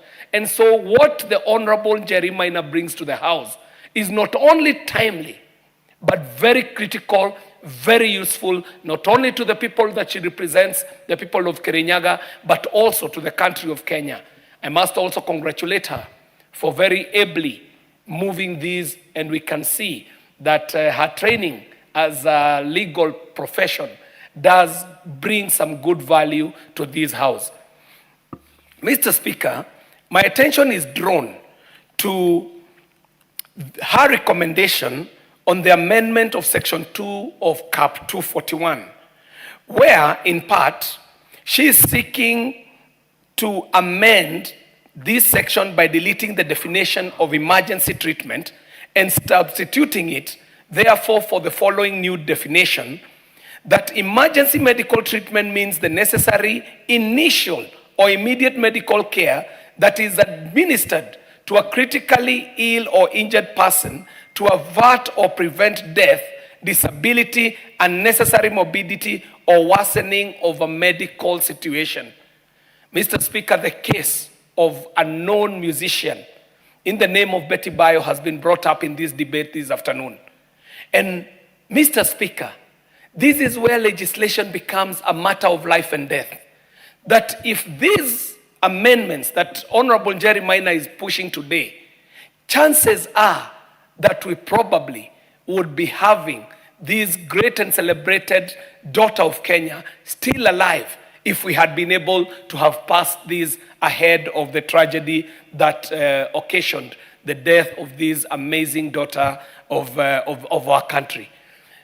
Mr. Speaker, I want to support fully the proposal that Honorable Jerry Maina is making in this amendment of Section 2 of our Health Act.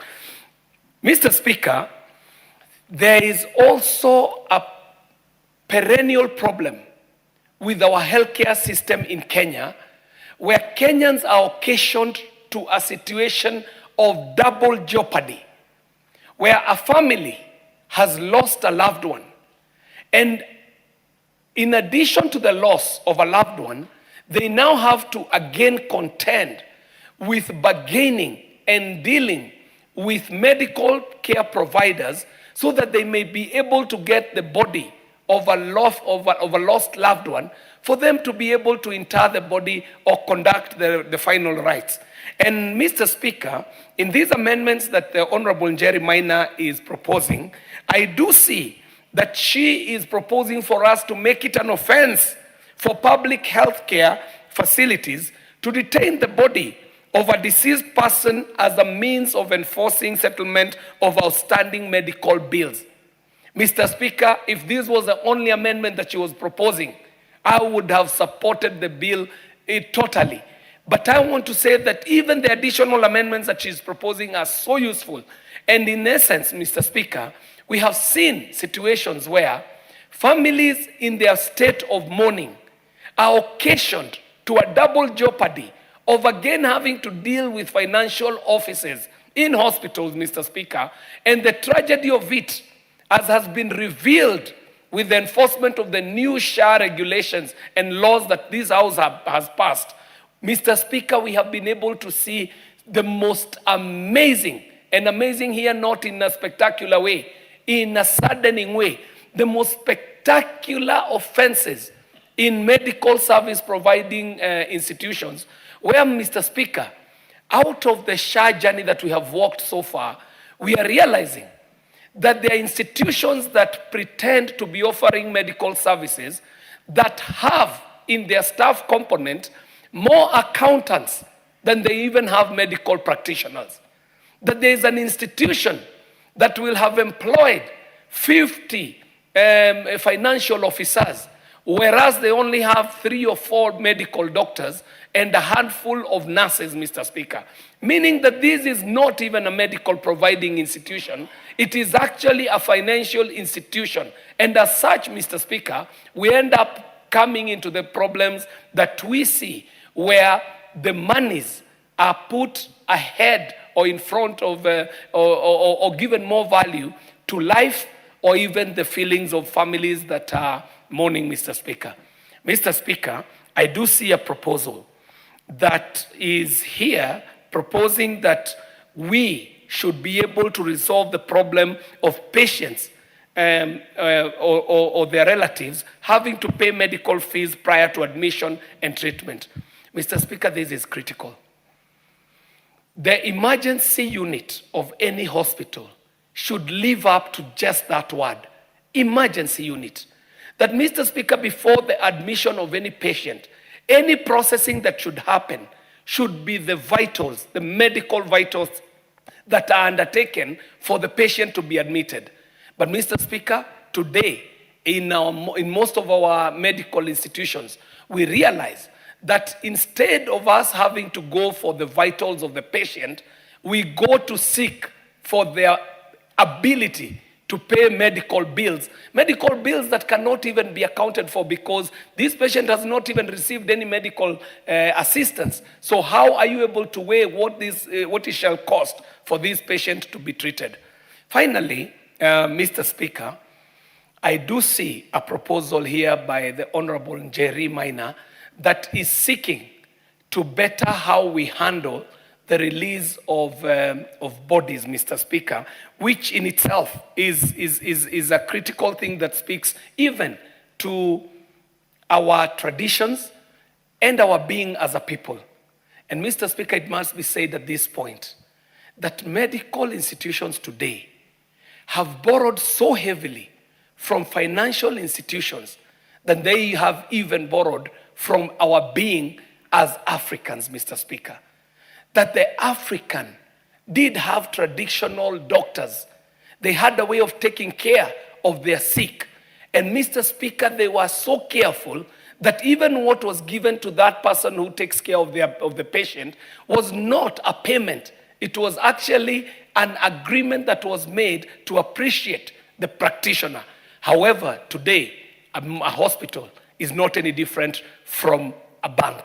But Mr. Speaker, I must say that we must seek in the proper place of the process of this bill to make sure that this covers not only the private institutions, but the public institutions, but also the private ones. Mr. Speaker, allow me 1 minute to also say that I must thank members of parliament and up to and including the national government NGCDF in the Goreti South constituency. Thank you, Mr. Speaker.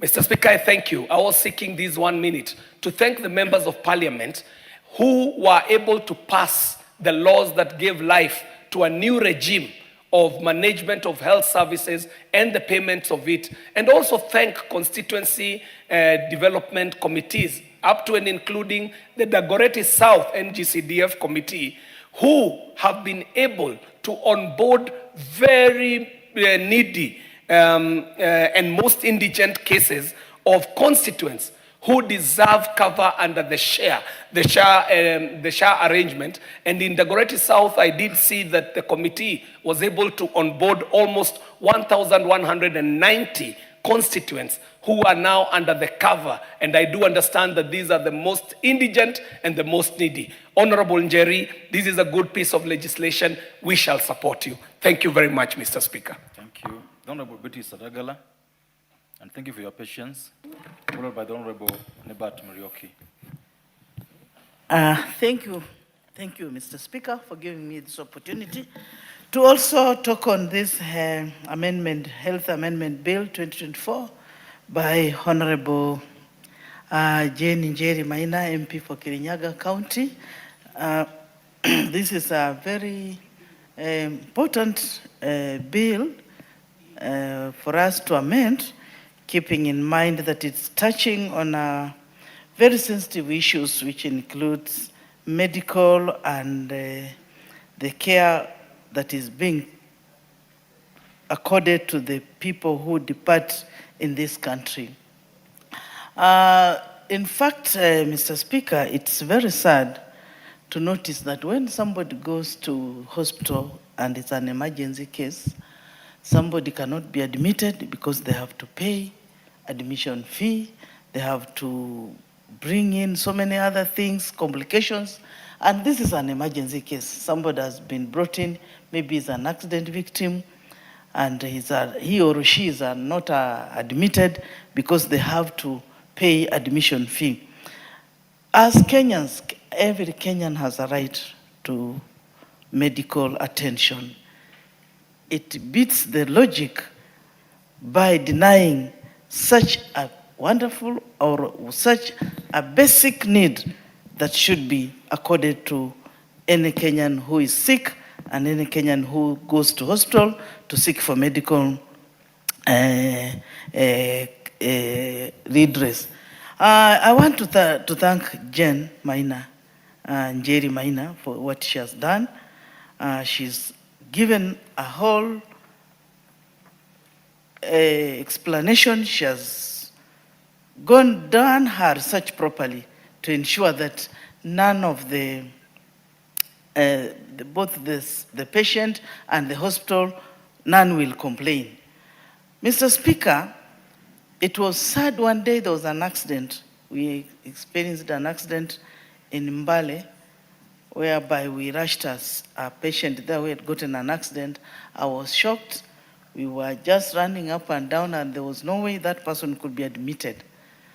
So we decided, let's rush to another private hospital, but we were denied admission. They wanted us to pay admission fee. We had to go looking for money left, right, until the time that patient was admitted, and they had bled so much. Unfortunately, the patient passed away. The bill had accrued. They had rushed him to theater and other places. The bill had really accrued, and it became difficult. This made the family to go on even selling part of their land to ensure that they have paid the bill. So this making families are having it rough in this country. Families have to sell their property, they have to sell their houses, they have to sell their land, and land, in fact, like in my county, land, a family of 10, they have a 0.0 of an acre. Now, if part of it is sold to meet a hospital bill, it becomes terrible. It makes Kenyans live like squatters in their own country. So Maina has given us this case, this bill here, this amendment. I want to support it with all my strength. I want to say that Kenyans must get proper treatment. Kenyans should not be subjected to torture like a country that is so backward that cannot handle medical cases properly. When somebody is rushed to an hospital for heaven's sake, this person is supposed to be admitted. The private hospitals, I don't know why they put caveats, they can't admit people. Kenyans need to be admitted. The issue of bills can come later. Members of parliament are suffering. Right now, there are several dead bodies in the mortuaries in Kenyatta Hospital here, and even some for my county, Vihiga. One that has a 2.5 million bill that needs to be paid, and this person is dead, and it's a family that cannot afford. Surely, if you detain such a body for real, where do you want these people to get the money to pay? This bill, this amendment will cure all these problems that we are experiencing, and a research has been done properly to ensure that the people who have private hospitals will not suffer, the Kenyans will not suffer. Kenya is registered under a World Health Organization. Why should Kenya behave independently away from other countries like the United States, India, Canada. They may be advanced states, but Kenya also, we are heading there. If we add on SHA, if SHA can pay some of these bills, I think we need to amend this bill so that once a family loses a beloved one, it is not easy. It is not easy for a family has lost a person and they have a bill of 5 million, paying it becomes a big problem. And also the dead also need to be given a dignified life, a dignified send-off. When you keep a dead body in the mortuary for over 6 years, 5 months, or a year, that one beats the logic. It is very shameful. That one shows that we as a country, we don't care. It is very shameful. I'm talking from experience. In Vihiga, we have had bodies being in the mortuary for 6 years. Just cases here and there. So it becomes difficult. It makes this family, they can't sleep, they can't have peace. Their kin is being held there in the mortuary and they are at home mourning. It becomes a thing that is really embarrassing, and it is very unheard of in this century. And in this, we are almost 60 years after independence. It is not the best thing that can happen to our people. Our people, and as all of us, we need proper care. We are entitled to hospitals. This morning I was seeing a lady morning on television. She went to a private hospital. Her tooth was just a tooth, something very simple that can be extracted and somebody goes home. It's not something that can make somebody be admitted, but wrong medication. This lady was mishandled. She has moved from hospital to hospital. So many operations being done, just a tooth extraction. I think the medical treatment in this country is terrible. It has to be looked into. It has to be looked into to save lives. You can't just lose somebody just because of a tooth extraction, for real. It is embarrassing. It is making the medics look like they are not qualified, and they are qualified. The quacks are using these other private entities. And I think the body in charge must whip a crack, and even the health committee in this parliament must ensure, sanction the private hospitals that are becoming notorious, so that we see if they can be done away with. They may be assisting, yes, but they are also causing a lot of damage, chaos to our people. On that note, Mr. Speaker, let me just say this bill has been brought in at the right time. And this bill is a win-win situation. The people will win and the hospitals will win. I therefore support it. I support the amendment. Thank you, Mr. Speaker. Well said. Member from Berry South. Thank you, Mr. Speaker, for giving me the opportunity to contribute on this very important amendment bill, health amendment bill. Mr. Speaker, I want to thank the member of Kirinyaga for bringing this bill at this time. Mr. Speaker, to me, when I read through this bill, I wondered why it never came earlier, because it is actually addressing what is affecting our constituents most. Our constituents are being affected by medical, this what we are calling emergency medical treatment and barriers. This is where the major problem is. And this is what we as MPs are being faced with each and every other day. Mr. Speaker, if we look at the basic definition of emergency, it means it's something unexpected, something unforeseen that can occur, to anybody, if I may extend it to that. And so, when somebody goes to the hospital and you find the right attention is not offered, that means emergency medical services are not available in that hospital. Mr. Speaker, I want to thank the member for bringing out the right definition for emergency medical treatment, which, Mr. Speaker, I read, that it means that this is the necessary initial or immediate medical care that is administered. Mr. Speaker, if it is allowed in the Act, I would request that the words immediate medical care be bolded or underlined for attention to be drawn to that, because this is exactly what is lacking. You go to almost every hospital, there's the emergency department, but do the patient get the immediate medical care when they get there? When you are asking the patient or whoever has come with the patient to first of all make a deposit, that means immediate medical care is not being administered there. And this is what happens in almost all hospitals.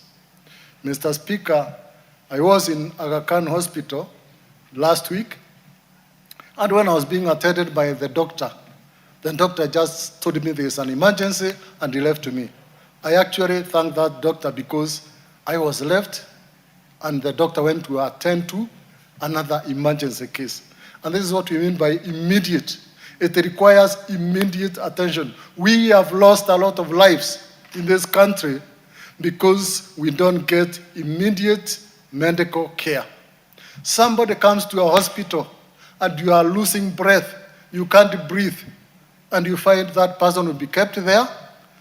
You are not given oxygen, no first aid, and the hospital is just asking for payments first. Mr. Speaker, the same last week, I was called by one of my constituents at midnight that they were in Nairobi hospital and they had an emergency. And the patient could not be admitted because they could not be able to pay the deposit. So the son was raising deposit through the phone, calling people at midnight so that the patient can be admitted. Mr. Speaker, sir, this bill is very, very important. What I am putting here, Mr. Speaker, as my contribution is that we should add, in addition to criminalizing lack of this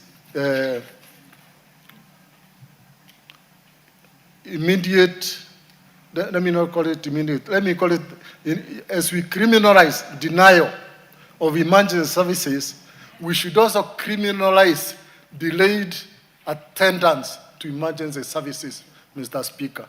Because the main thing which is affecting us mainly is delayed attendance to emergency services. Mr. Speaker, some of these people who are taken as emergency patients, they are taken by well-wishers. You are driving yourself on the road alone and you have an accident. Who is going to attend to you? This is a well-wisher. And when you are taken to a hospital and possibly you are unconscious and they are asking for deposit first, who is going to pay this deposit?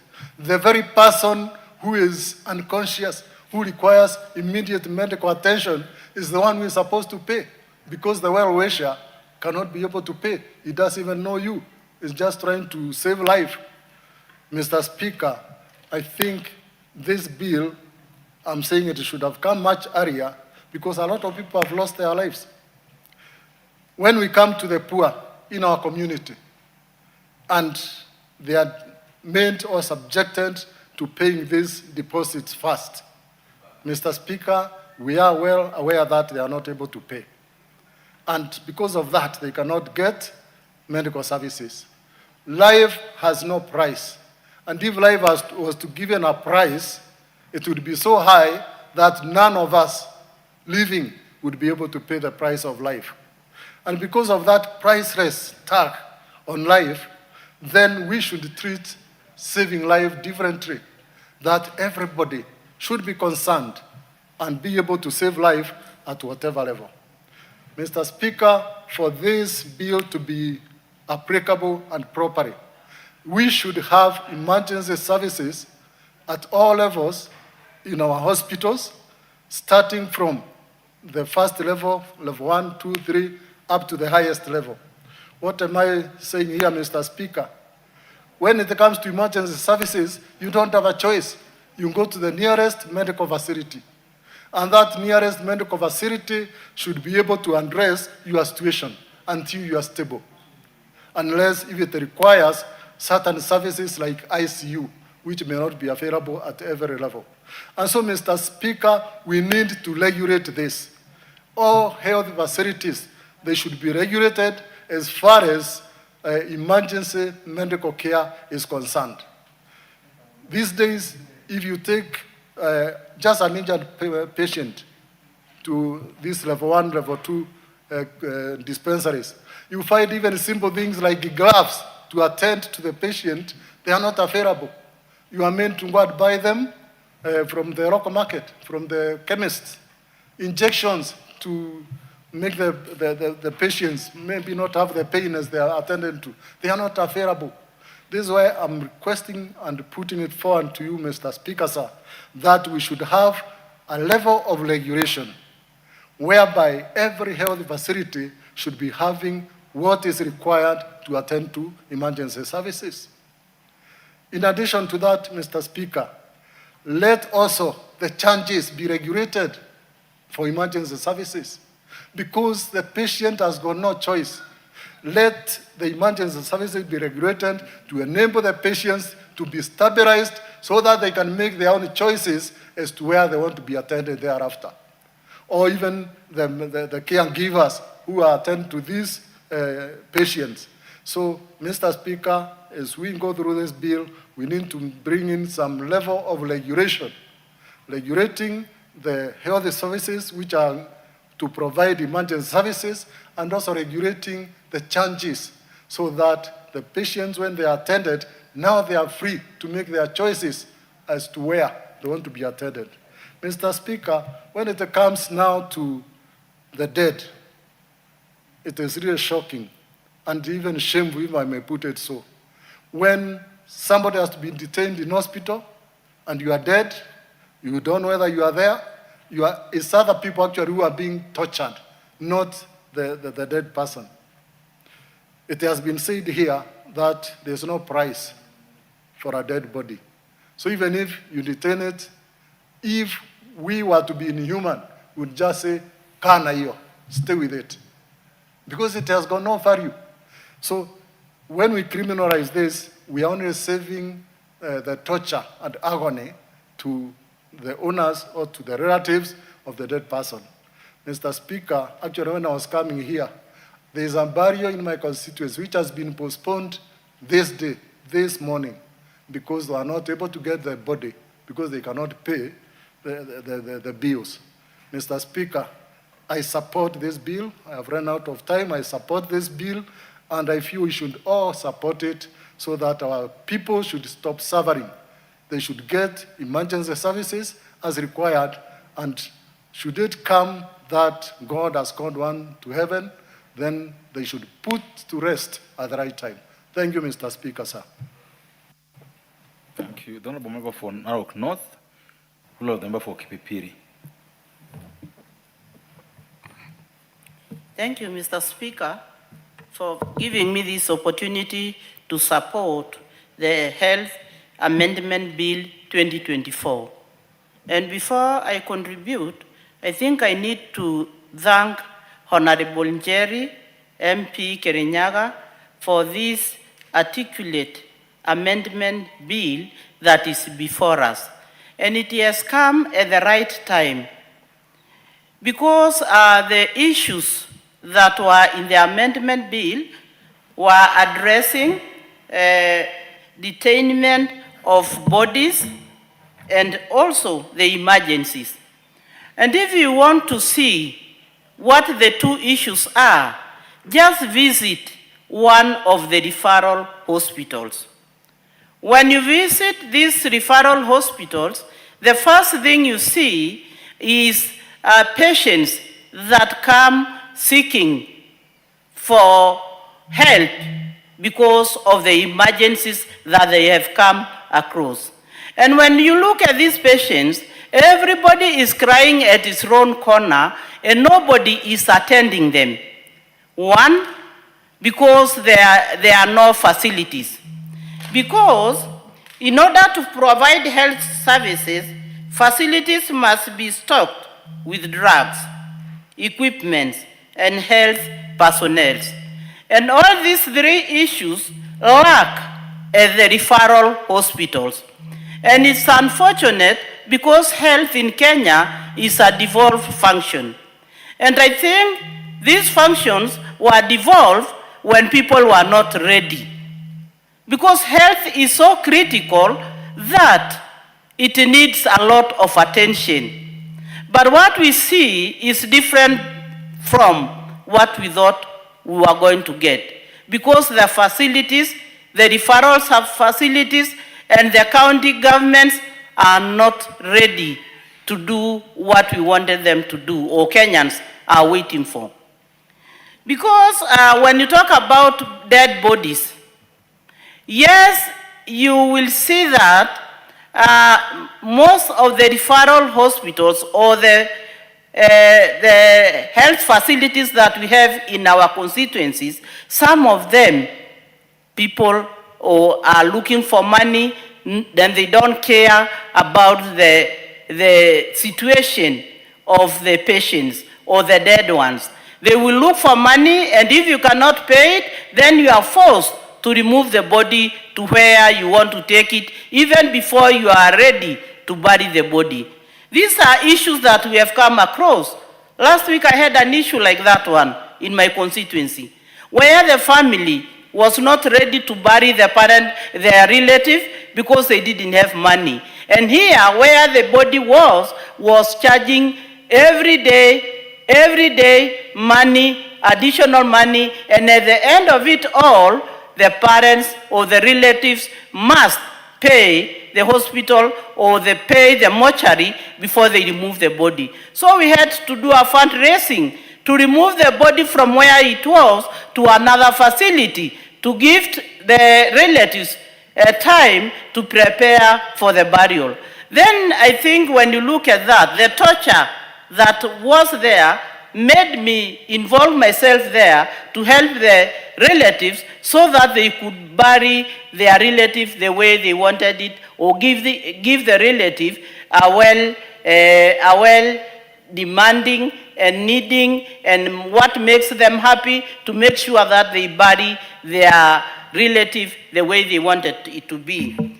When you look at the emergencies, these people die at the referral hospitals there. Nobody cares of what is happening. So I think it is time for us to look at what is happening in these health facilities. When you talk of SHA, I think it is also time, because there are those hospitals that don't respect the SHA. When you take your relative there, or you take a patient to a place like these facilities like Kijabe, they don't. They tell you to pay before they accept your relative. So I think it is time we look at what is happening in these facilities. Otherwise, I support the amendment, and I just want to urge other members to support it because it has come at the right time. Thank you.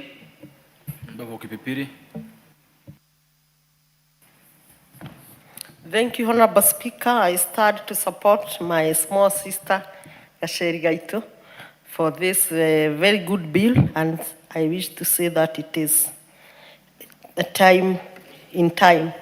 Honorable Speaker, I wish to agree with all the speakers who have spoken before me, from emotional distress of the grieving families, implication of the law, especially following the High Court as it had pronounced itself on this matter, in terms of ethical concern, by way of denying the dead the dignity.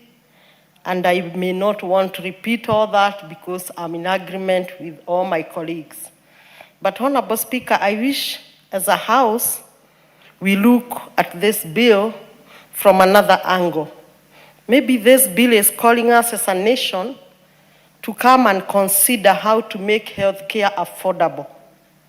Not purely affordable, as we all know healthcare can really be expensive, but on specifics. For instance, the emergency cases. And Honorable Speaker, I'm taking this practice as it often may be a result of systematic issues, possibly from inadequate, not possibly, but I am convinced is from inadequate healthcare funding. So it is time as a country we look at healthcare holistically and consider the national hospitals, particularly the referral hospital, the county hospitals, we have them in our counties, and consider sufficient funding. Honorable Speaker, I think this bill is also calling us for better insurance coverage. As we speak about government hospitals, you may go broader and speak of general insurance, because even when a patient wants to attend a private hospital and a patient has even a private insurance cover, in the event maybe the cover is not paid or there is that concern of confirming, we have found patients dying at the emergency doors. So if it is SHA as a government, I think it is time we look close by close and possibly adjust to make it give the access, particularly to the emergency cases and even in matters of death. Honorable Speaker, as I take this opportunity to thank all members and friends who supported me when I lost my dad, I think last month, I want to identify a case that I experienced. Something like dialysis. You are informed by SHA that it will only cover 2 dialysis sessions, and the patient need maybe 3 or 4 sessions per week. This means if the patient will undergo 2 sessions, the patient and the family has to look for more funds, because dialysis may be a process that is diagnosed by the doctors to be maybe 12 sessions or such. And I found it very pathetic, because in the same hospital, I was finding some of the constituents from my constituency who could not even afford. So you are there distressed by your own parent, but now again you become distressed by the constituency. These harambes are happening every day, and I'm sure 99 or 100% of all these members are participating in these harambes. So, as we speak of ethical issues, legal issues, emotional distress, I want to invite this House, particularly the Committee on Health, to look at the angle of how we can improve the insurance coverage, particularly SHA for government or general public, but also invite even the other insurance, the private owners, because they can improve their package to cover these emergencies. Honorable Speaker, having said that, I wish also to speak or repeat what one member spoke before I entered in the House, because I was just within the compound, and he said, I think it's Dr. Nyikal or Dr. Pukose, that it seems like we made a mistake by devolving healthcare. And I think many members have that feeling, because majority of the charges we find are from the county. But since we already made this decision, Honorable Speaker, and the healthcare is already devolved, and going back to reverse that may be very impossible, considering the Constitution and all that process, I think we should also look at it through Senate at the county level. Because as we improve Kenyatta National Hospital and other national referral hospitals, the counties can also improve their main county hospitals. So it is funding, funding, funding. As we speak of free education, let us also now speak of free healthcare or affordable healthcare. Affordable may be precise. Honorable Speaker, with that, I wish to conclude again thanking all members for supporting me, registering my presence in the House, following the allegation from the majority leader I'm not in the House. Honorable Speaker, you know, even when I was the chair, I was among the members who are always in the house very early to support this house. Also, I tell him women issues should be left to women issues. Thank you, Honorable Speaker. Thank you. The member for Githunguri, followed by the member from Mbeere North. Thank you, Mr. Speaker. I rise to support this wonderful bill introduced by my young sister, Honorable Jerry, the member for Kirinyaga. When I heard that Honorable Jerry has brought this amendment, I was very excited.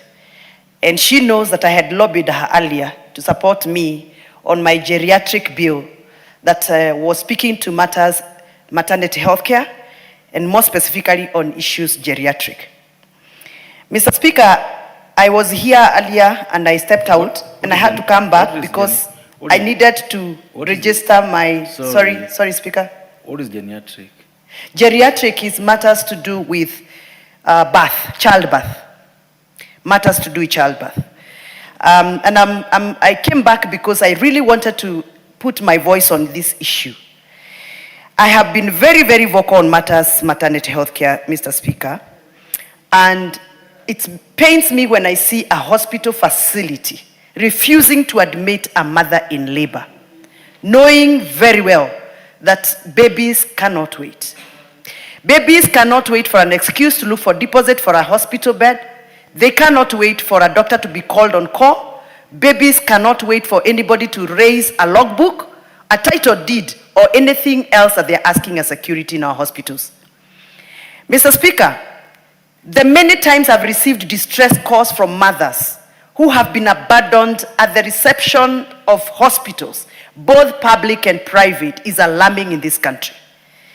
Thousands of children, and when I talk about children, Mr. Speaker, I'm speaking about infants who have rights, have been detained in our facilities in the name of you have to pay.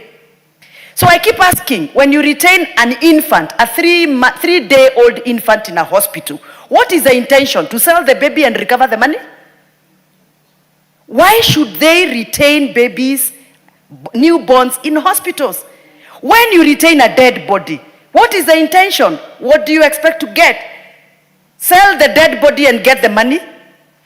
I mean, we have to be realistic and we have to be practical. This must stop. And Honorable Jerry, how I wish that this bill can be adopted as a government bill by whoever, or a committee bill if it is possible. We move it in the corridors of this nation and make sure before the lapse of this parliament, this bill has become a law. It is unfortunate, Mr. Speaker, if you look at the date of this bill, it was published in 2024. We are now in 2026. It means we don't take care, we don't give priority to such serious issues. I'm even worried, Madam Jerry, Mheshimiwa, because I'm a senior member here, I can tell you. Order. This address is to the Speaker. Oh, sorry. Mr. Speaker, I am worried that this bill, being a private member's bill, we might get excited in this house and talk about it and support it overwhelmingly like we have had. But before it goes to the Senate and comes back for a committee of the whole house and all what happens ahead, I'm worried it might not see the light of day. So I'm appealing to the members of this house who belong to the health committee, those that belong to the budget committee, those that can be able to help us in the leadership to adopt this bill, either as a committee bill or a government bill, so that we can pass it unanimously. I have a lot of interest in it because last weekend, Mr. Speaker, I was in my constituency and I attended 2 fundraisers, one in Mutuya village and another one in Gathanji village. And shockingly, the issues that were in one of the Harambe, one of the fundraisers that I attended, was a pending bill of 580,000. The body is still, even now, detained in Kenyatta Referral Hospital. Interestingly, when I interrogated the bill, I was shocked that these hospitals are actually even adding their own money on top of services rendered to patients. An injection that cost 350 shillings in Ruiru was being billed 1,385. A simple injection. Because these parents, most of them are not able to interrogate the bill. So an injectable, just an injection, just because it was done in the ward, It moves from 385 shillings to 1,300, Mr. Speaker. If you look at those bills, sometimes people die, the bodies are detained in hospitals, but they accrue bills every day. So should I ask, do dead bodies pay rents? Are they supposed to be paying rent? Is it that we are paying for services rendered or we are paying for accommodation in the hospitals' compounds? Look at the bed charges that they are charging, Mr. Speaker. Why would you ask a patient to deposit 80,000 for a bed? Even a bed in a four-star hotel does not cost us 80,000, Mr. Speaker.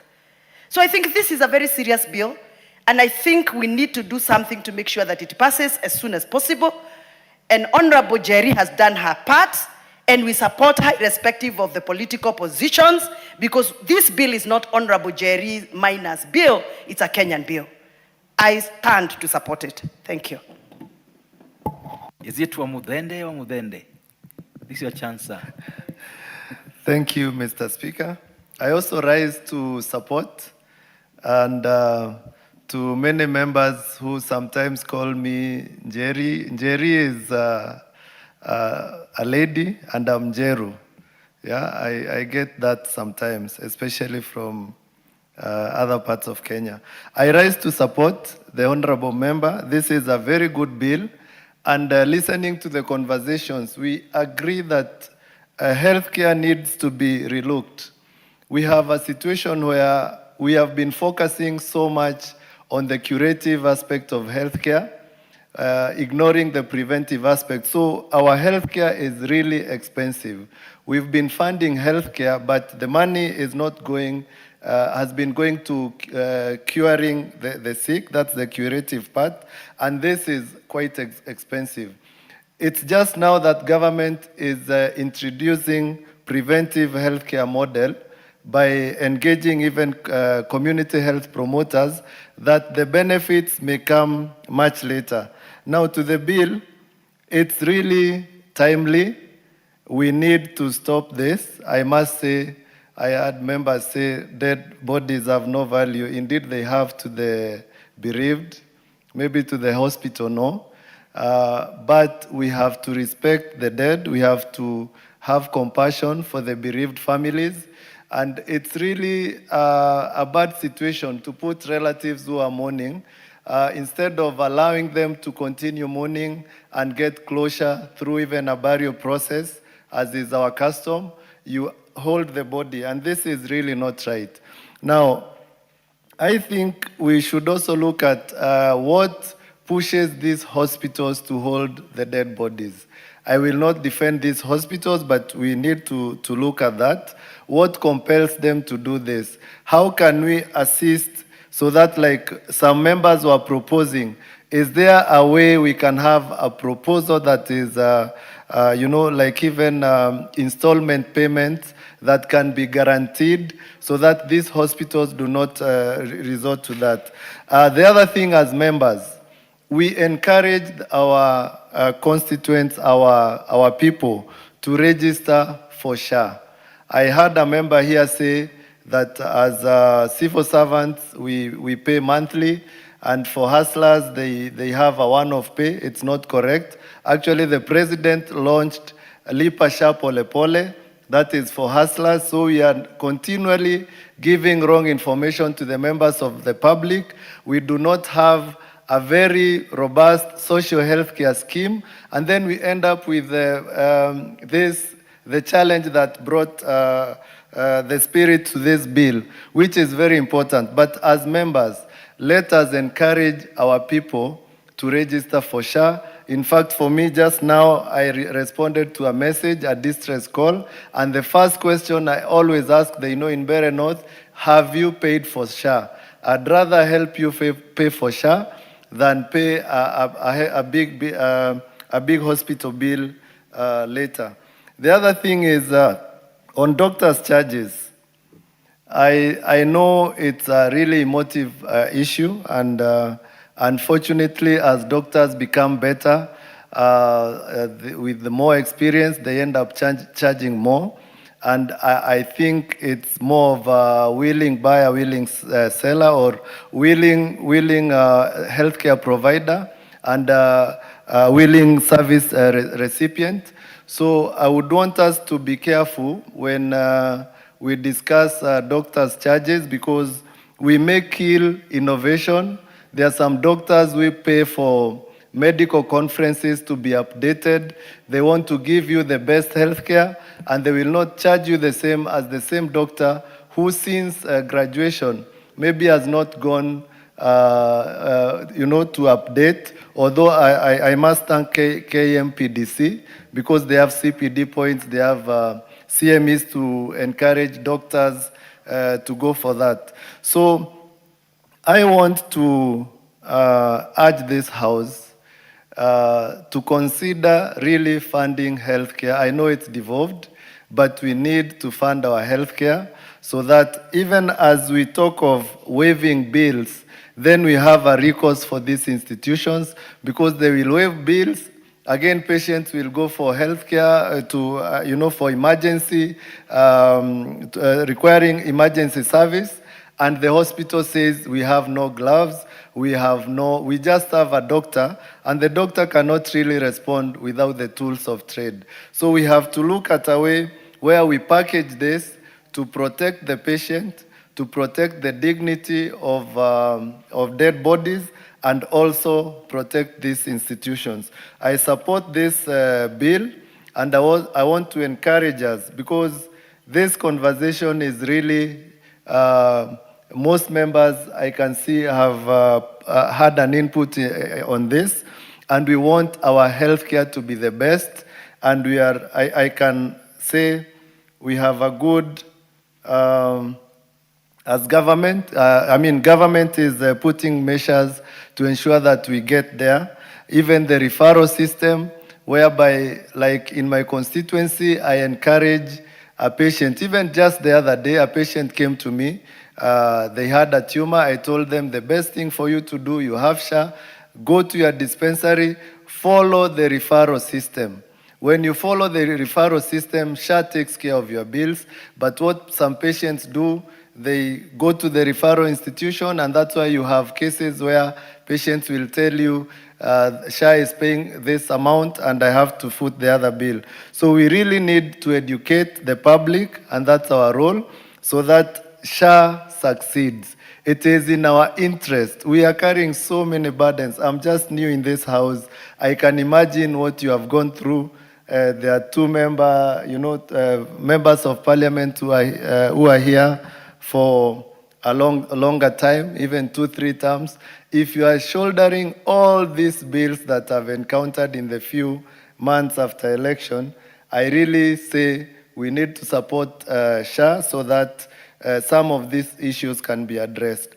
I support this bill. It is timely, and I congratulate the member, and I hope that by the time the term for this House expires, we pass this bill. I support.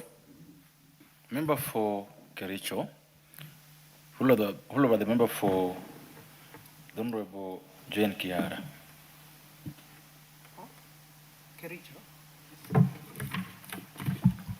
Okay, thank you, Honorable Speaker, for giving me this opportunity.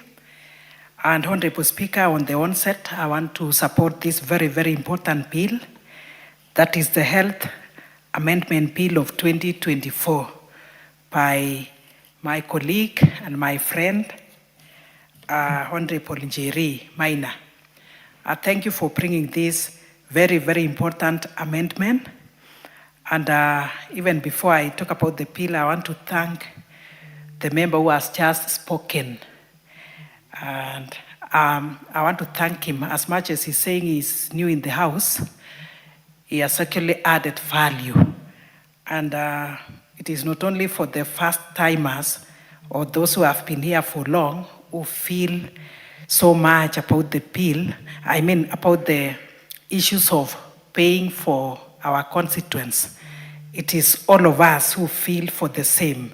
So, Honorable Speaker, I want to say that this bill is so important, but it has delayed from 2024 up to date. It has taken long.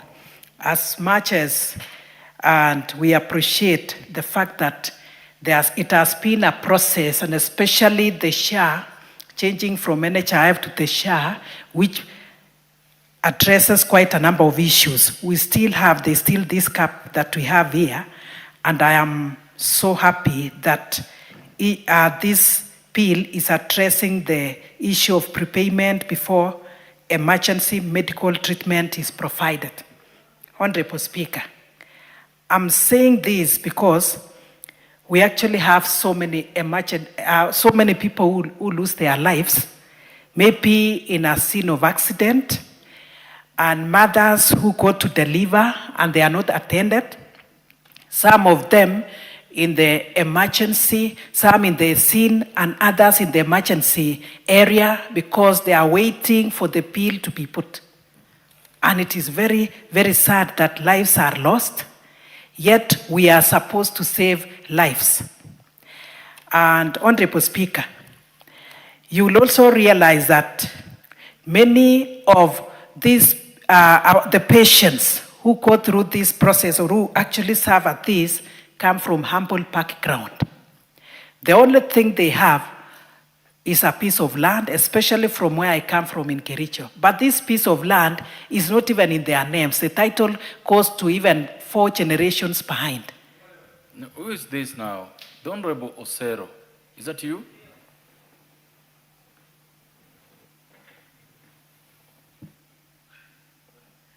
Okay, thank you, Honorable Speaker. So, in other words, Honorable Speaker, it takes very long, it takes days even to admit a patient. It takes hours even to take them to, if it is an emergency, for cases of surgery, because they have not paid anything. And this is where we lose lives. Others even goes to a point of being disabled because they have not been saved early enough. So, Honorable Speaker, Article 26 of the Constitution tells us about the right to life. And if, Honorable Speaker, every member of this country has right to life, then it means lives must be saved.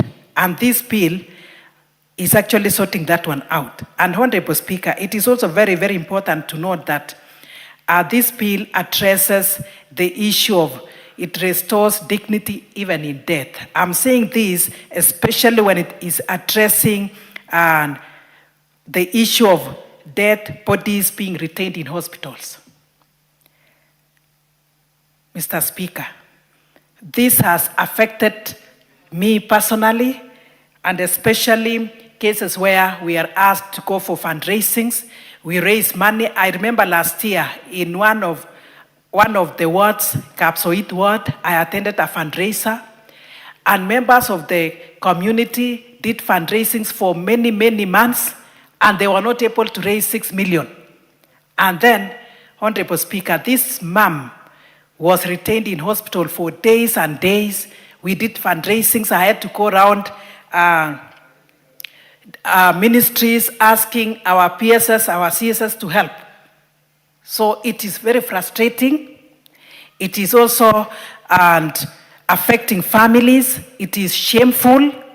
It also takes a lot of time, takes a lot of resources, knowing that in my community, Honorable Speaker, we actually respect the death.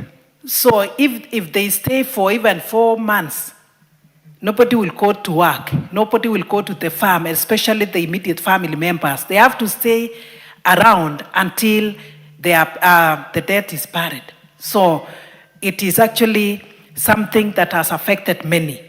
And Honorable Speaker, as I've said, depositing of title deeds will only influence to some extent, but noting also that the mortuary fee is not also paid by SHA is another frustrating issue. So the bills will accrue every day in, day out.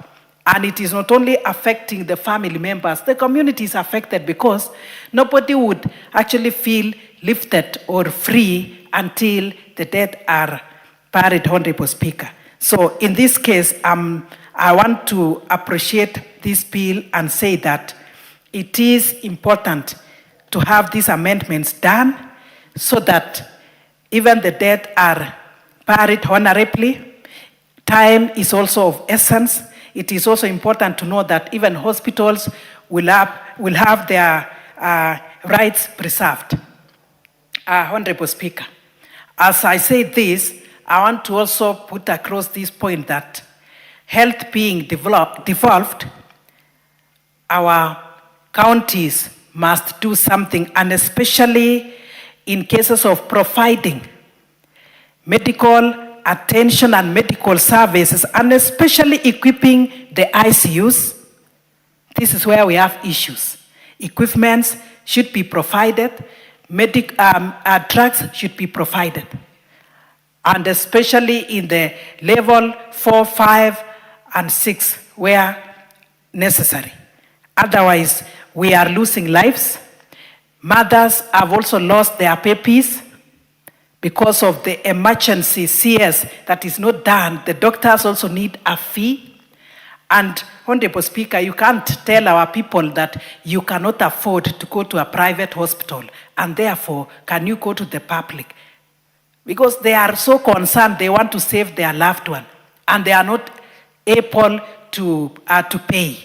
So this has caused a lot of issues and a lot of chaos within us. It has also led to separation of families.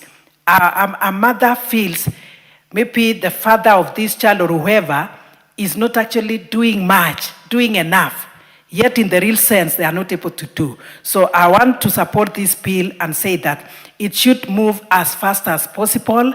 And Honorable Njeri, I wish you can advance it, and so that as much as it is a private bill, it can be adopted in this House, and I request and ask the members and appeal to them to support this bill, because it will save all of us, Honorable Speaker. With that, I truly support and thank you very much.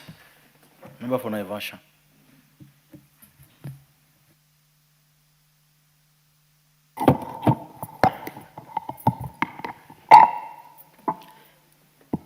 Thank you, Mr. Speaker, for giving me this chance to support this amendment bill by Honorable Jerry Maina. At the same time, congratulate her. Jerry listens to the ground, so she knows the problems that the country is facing. On the onset, Mr. Speaker, we must agree that our health sector is collapsed. It's collapsed, starting from payment of doctors, equipping hospitals. Mr. Speaker,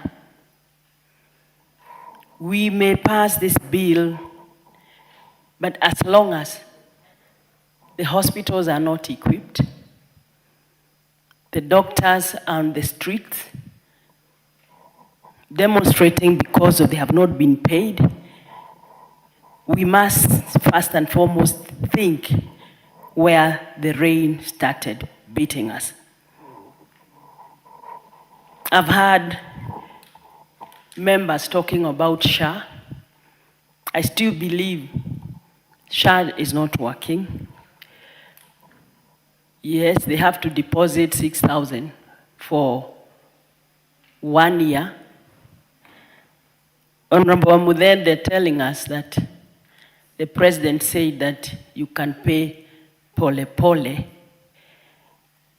I want to tell him this is what, Mr. Speaker, we used to call roadside declarations, because government works with gazettement or policy papers, not on the street. Mr. Speaker, detaining dead bodies is the worst thing that you can do to a family.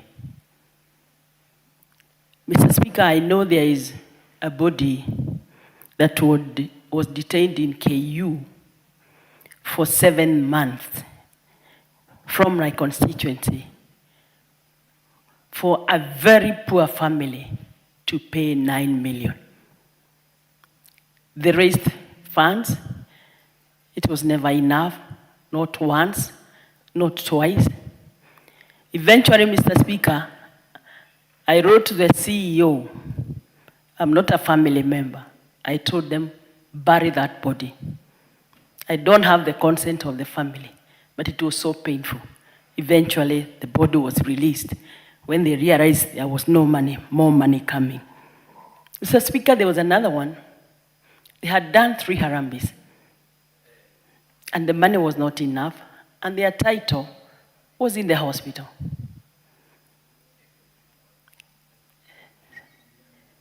I wrote to MP Shah, thank God, they got the title released.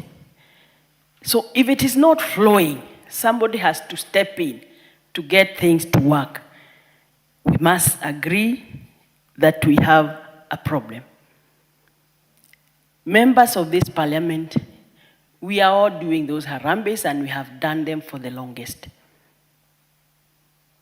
So if there are people who should support this Honorable Jerry's bill, it's members of this parliament. It's so painful when a patient has been discharged, but they cannot leave the hospital because of an unpaid bill. Yet, the bill keeps on accruing. These are the things we say. If the health sector is not properly administered, members of parliament and families are going to suffer. Mr. Speaker, I remember when Honorable Sabina Chege was the chair of health, I used to call her all the time to get bills waived. You know, Kenyatta Hospital is a referral hospital. And what happens is that a patient is sent to Kenyatta with the family not knowing, because the patient requires specialized treatment. So they are brought to Kenyatta. Then they die in Kenyatta. The patient, the family, to get that body out of Kenyatta is another burden to the family. Mr. Speaker, we have had very many cases where patients go, they are treated, they require medicine, but they have to buy it outside the hospital because there's no medicine in the hospital. Services like X-ray, they have to take it from outside. That's what I'm saying. This is a sector that needs overhaul and being looked after. Mr. Speaker, we have had cases where a patient has to be referred to Kenyatta as there's no ambulance. Or if it's there, it has no petrol. We have all sorts of problems in the medical sector. Mr. Speaker,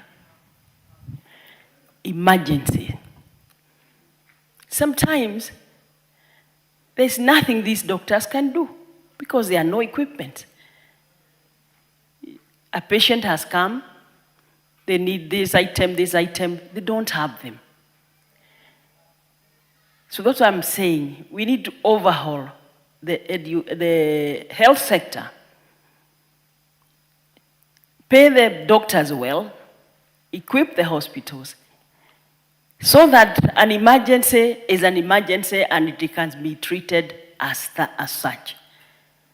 Because we have had kids or mothers delivering at the casualty. Not once, not twice. We have had mothers lose their babies and they cannot take them home because again there is a bill to be paid. So it's double punishment for families. Here you are, you can't pay that money, yet the person, your patient, is dead. Mr. Speaker, I have a harambe like this that we have to do tomorrow of a body in the hospital. these hospitals also have a problem. You call the doctor and you tell them, please, I want a waiver. Mheshimiwa, what do? We have to run this institution because there's no money. And then, during these very hard times, economic times, when families have no even food to eat, and unfortunately, a disease knocks on the door, maybe that emergency, we are living in a very sad state in matters of health. So, Mr. Speaker, I will join all of us in supporting this bill and pray that it sees the right of the day, but the government needs to rethink the health sector.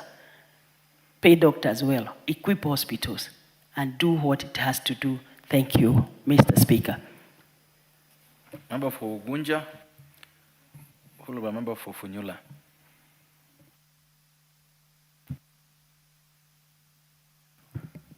Thank you, Honorable Speaker.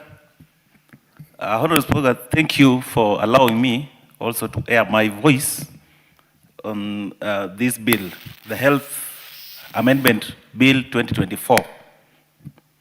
Let me start, Honorable Speaker, by thanking Honorable Jerry Maina, Kirinyaga County Member of Parliament, for bringing such a wonderful bill. I think it is timely, and as members, we really need to support it. And I think the bill, the amendment measures on two critical areas. That is one, on the emergency treatments at the hospitals, and also the retention of bodies in the morgues. Mr. Speaker, from the previous debaters or members of Parliament, it is clear that retaining bodies, one, becomes a bit traumatizing to the families of the bereaved, and secondly, that it doesn't add value, really, economic value, to either the hospital or the economy of the country. Mr. Speaker, I think in making such amendment, it will really go a long way in even helping us as the elected leaders in trying to even manage ourselves. Because realize that, Mr. Speaker, that when such kind of unfortunate events confront these families, they reach out to us to come out and support them economically. Mr. Speaker, for a family to have one of their own in a morgue basically means that they are so much incapacitated financially. So we really haven't got no reason whatsoever to continue, kind of punishing them in such a manner. Secondly, Mr. Speaker, I also wanted to air my voice on the issues of the emergency treatment or the emergency services, Mr. Speaker. Mr. Speaker, if you go to most of these hospitals, you will clearly be able to notice a section within the hospital clearly indicated as emergency wings or emergency entrance. And to make this practical, Mr. Speaker, I think it's only prudent if that could also be, can be done in action. Mr. Speaker, there are incidences where you find a situation, for example, where there's an accident and a patient is rushed to an hospital and he or she ends up not being attended to simply because of non-payment of the fee that is required at that particular point, Mr. Speaker. Mr. Speaker, an emergency is an emergency. And in most cases, we'd always find you or me or anybody else for that matter not prepared. So punishing one or not able to attend to a patient simply because one is not able to, to make payment at that particular time, Mr. Speaker, is really unfortunate. I think this bill will go a long way in ensuring that we get medical attention because everyone has a right to life, Mr. Speaker. So this bill by my sister, Honorable Njeri, is timely, if you ask me. And we shall support it, and we also ask members of this Honorable House to come in handy and give it the full support that it deserves. Thank you, Mr. Speaker, sir. I beg to support. Thank you. Thank you. Member for Funyula. Thank you, Honorable Speaker, for this opportunity to contribute to this Health Amendment Bill 2024 by our colleague, Honorable Jane Jerry Maina. Honorable Speaker, the issue of medical cover, the issue of health, and the rest has remained and always remain a very emotive and at times emotional draining subject any given day. Honorable Speaker, on the face of it and its matters of principle, this amendment is timely, is called for, and could, if well thought out and implemented, probably solve some of the most harrowing experiences many families go through. Honorable Speaker, as I'm seated here, I have received a case of a fellow called Devero, who has been detained at St. Mary Hospital, Langata, since early January.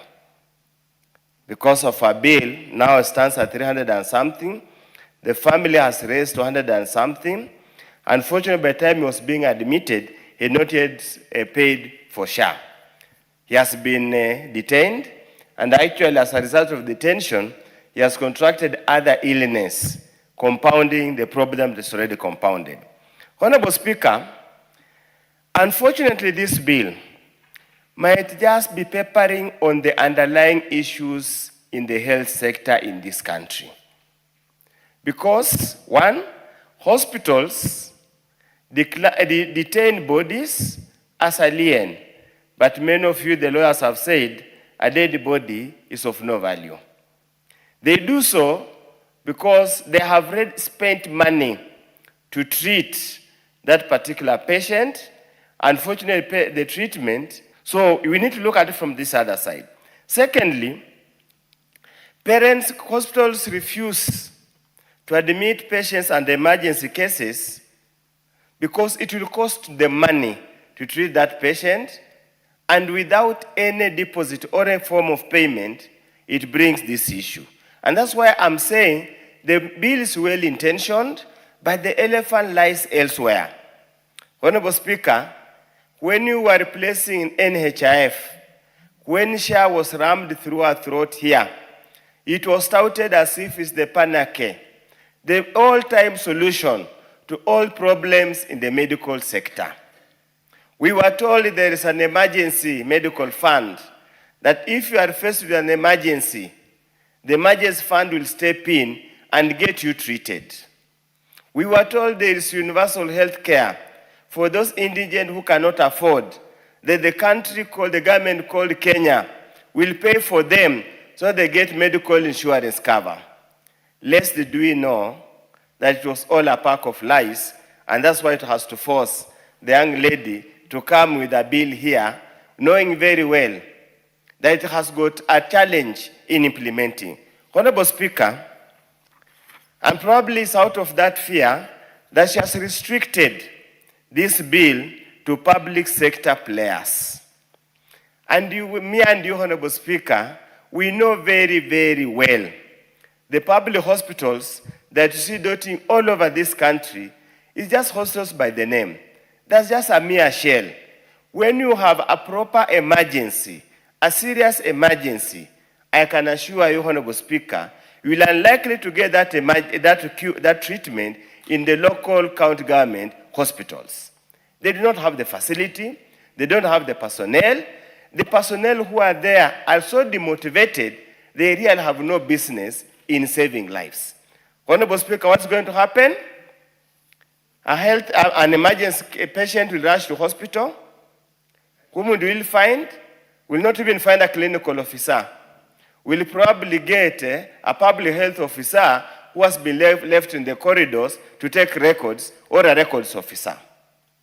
Essentially, we might want to bill it as the best bill. But as my colleagues have said, we must deal with underlying fundamental issues. The only fundamental issue that we can deal here is to ensure that every Kenyan of whichever walk in life has a good medical cover to underwrite medical bills. Without this, Honorable Speaker, I can assure you, we are even going to make these hospitals in rural areas to get even worse, to an extent that even when you are dying, you say, I would rather die in my house rather than go to a certain hospital where death is confirmed and it was going to happen. Honorable Speaker, there is a joke somewhere, and I don't want to mention, because today is a day of long knives. There is a joke somewhere that you would rather not take me to a certain hospital because if you take me there, I will die. And indeed, many people have died out of negligence, out of nothing. So, Honorable Speaker, the infrastructure required to meet the definition of emergency medical treatment as prescribed by our colleague is not there. And this country, both at national level and the county level, has no intentions at all or has no desires to make sure that we deal with that matter. Because immediate means the necessary initial or immediate medical care that's administered to a critically ill or injured person to avert or prevent death, disability, unnecessary morbidity, or worsening of a medical situation. If you have a heart attack, Honorable Speaker, in your house, you need an ambulance with oxygen to take you to hospital. I don't know how many ambulances you have in Siaya County. I know in Busia County, they're very countable. I don't know how many. And many times, they may not even have oxygen tanks in those ambulances. So, Honorable Speaker, even by the time you are being taken to that emergency facility, you are already dead. Honorable Speaker, even basics like snake bites, which many times is an emergency case, because if you are bitten by a snake that's extremely poisonous, by the time you travel from, for example, from Bombay to the nearest health facility at Seaport that has got semblance of a medical doctor, that about 20 or 30 or so minutes, if there is no emergency at the village, you are dead. You are dead. Honorable Speaker, community health volunteers have gone in this country for many months without payment of their dues. They are demoralized, demotivated, have no longer desire to work for the benefit of the people. We call upon, as we pursue this bill, probably it is important, Honorable Speaker, as a country, we need to spend less time on political rhetoric and really solve the problems of this country. Honorable Speaker, the amount of money we are wasting in so many of these endless movements in this country, doing useless things, why can't we pay for indigent so that everybody has got medical cover, has got insurance cover, they can go to any hospital of their choice, get treated in the events of emergencies. Honorable Speaker, there's nothing there can't be anything more important than medical cover. We thought by devolution we'll have solved the problem, but probably we devolve more problems than devolving solutions. I support the bill in principle, but I just want to assure you the long-term objective of the bill will never be achieved until we sort out the fundamental issues bedeviling the health sector in this country. Thank you for the effort and wish you well. Thank you. Member for Imenti Central, then followed by the member for Coastal South. Thank you, Mr. Speaker, for giving me this opportunity to support the Herald Amendment Bill 2024. And I thank Honorable Jerry for taking this opportunity and to have that human feeling that something in the society has been going wrong, especially when it comes to retaining of the bodies in mortuaries, of which really it's very tormenting to the families of the deceased. Honorable Speaker, we cannot forget that when it comes to the elderly sector, nobody would wish at any given moment to go through an hospital whereby he is going to be ignored because he has not paid the initial fees for the person to be admitted in the hospital. A number of us, especially those who are in this house, have been called at the root hours. We have been involved in issues whereby a patient has been admitted in the hospital and the treatment has been denied because there is no deposit paid to the hospital. We have notorious hospitals, especially in the Meru region, which are held by the churches and which are owned by private individuals. Mr. Speaker, in those hospitals, even if you have a serious accident or even a snake bite, as my colleague has just said there, and you happen to be taken to those hospitals and you are meant to be admitted, first you must pay some deposit of hundreds of thousands of shillings. And when you don't have them, it means that then your patient cannot be admitted and you have to go around calling for help from friends, from politicians, and the people of goodwill. As for that, Mr. Speaker, we have a problem whereby most of the elderly facilities, most of the institutions which offer elderly or elderly medicines and so on, Mr. Speaker, they are owned by individuals and they are operated as business enterprises. And as for that, I don't know how this bill is going to be coined to an extent that is going to be binding to them, for it can be binding to the public sector, public hospitals, public health centers. But when it comes to the private hospitals, generally, private hospitals are created for business purposes. And those who operate those hospitals, if you look at it keenly, you see that their interest is not according to provide health facilities, is not according to them.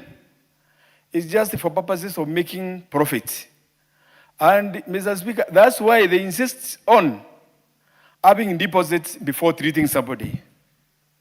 As it is envisaged in this bill, it's a wonderful bill, especially where it comes to a place whereby one is to be fined a certain amount of money for failing to provide initial treatment or providing initial care which is required to save life. For the person who is being taken to the hospital or the person who is being sent to be sick, he is unconscious most of the time when they are taken to the hospitals. And maybe it's the only person who has access of the money which can be able to be paid as the initial deposit in the same institution. How is that person going to release that money so that he can be treated or he can be saved to be able to operate the account and get money to pay to this hospital? I call upon the mob of the bill to see to it of which it should come in the form of amendment at the right time. We separate private institutions and public institutions. It's very necessary. But when it comes to retaining of the bodies, I've been in practice as a lawyer for more than 25 years, and I know very well that it is a declaration of the court that there is no valuation, there is no value in a dead body. Even if you see our people competing to buy a body, it does not value, it does not add value either to property, neither does that body become a property at any given moment. So what it is that to retain that body in the mortuary so that you can be paid whatever the treatment cost which was incurred by the time that person was in the hospital. Sometimes you wonder what value does it hand to the hospital? But the question is, why not to use a collateral? Why not to use a collateral so that at least it can operate as a shock absorber or something which one can hold, maybe a title deed, a logbook without complications, provided that it is pinned to the family of the deceased, and then that collateral can come to be redeemed their own later when the required amount is paid in the hospital. But further still, Mr. Speaker, it then brings complications of the people who have operated or who have litigated on cases of hospitals negligence.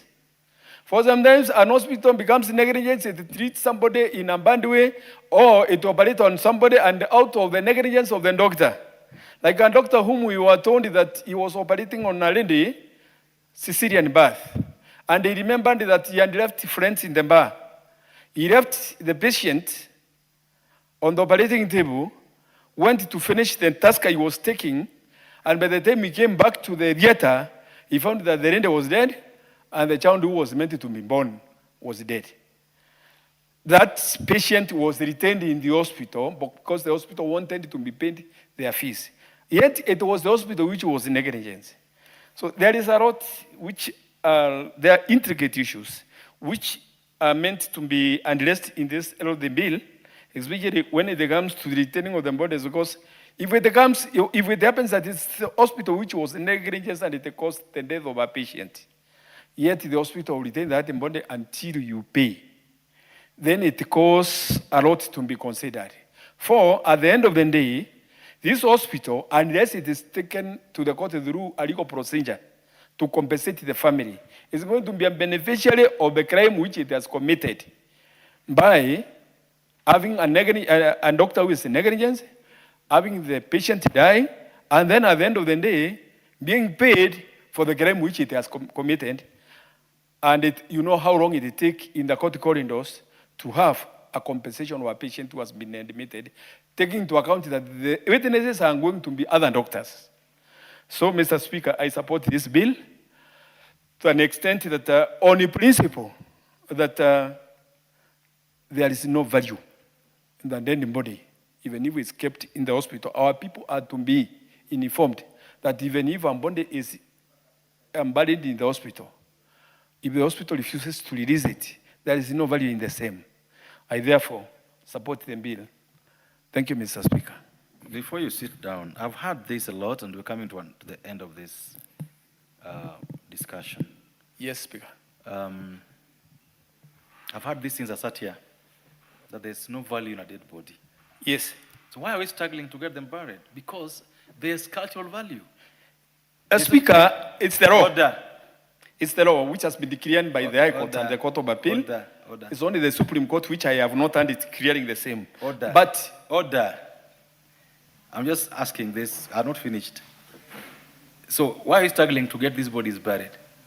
Because as a people, as Africans, culturally we believe that we should bury our dead. Right? And I've not heard anybody talk about it. Yes, Speaker. The families are struggling so that they can have cultural closure. And I think most hospitals, most doctors miss this. The courts may have said what they said, which is true, that in terms of holding the body doesn't add value. But for families who are bereaved, culturally, and this has to be insisted upon, culturally, we want to bury our dead in a decent manner. And that's why people, last weekend I saw a family in Nyeri burying a log. Yes. Because one of their own disappeared in Afghanistan, can't be traced. There's cultural value in doing burials.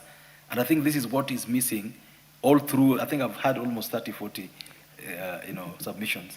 There's cultural value in us burying our bodies as Africans. Honorable Kim, I think you are finished. Speaker, no, I'm not finished. When you have addressed it in that form, may I put it in the legal circles when it comes to the ingredient of the word value. Value is whereby it can vary in form of either material or monetary term. But Speaker, this one is just moral. It's a moral obligation to see that you have buried the body. It's not of any material, neither of any form of material or monetary value. It is none. Because, Speaker, you find that families are struggling to bury the body so that they can claim inheritance to say that we are the one who buried our father and we are entitled to a better inheritance or all the inheritance. And that should not be the case at all. Thank you. That's all, Mr. Speaker. Certainly, people don't bury because they want to get inheritance. Certainly not. Certainly not. People bury, people go out of their way to borrow millions of shillings because they want to respect their dead. It's as simple as that. The Honorable Mary Omasa, you'll have 4 minutes. And let me just finish. I'll add you one that I'm going to take. Then after that, the member for Parliament for Kirinyaga will reply.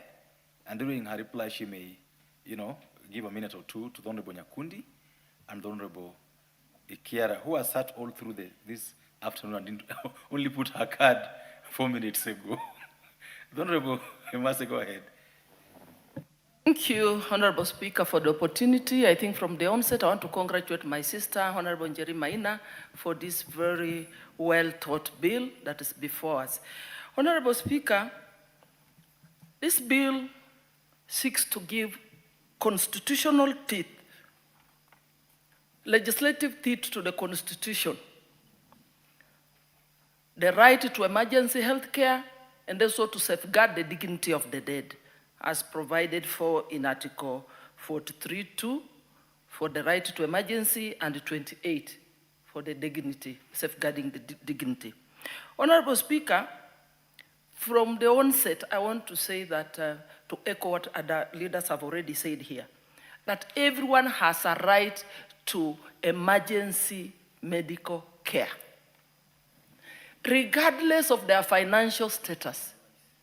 And therefore, any delayed attention or medical care to any Kenyan can lead to severe medical condition.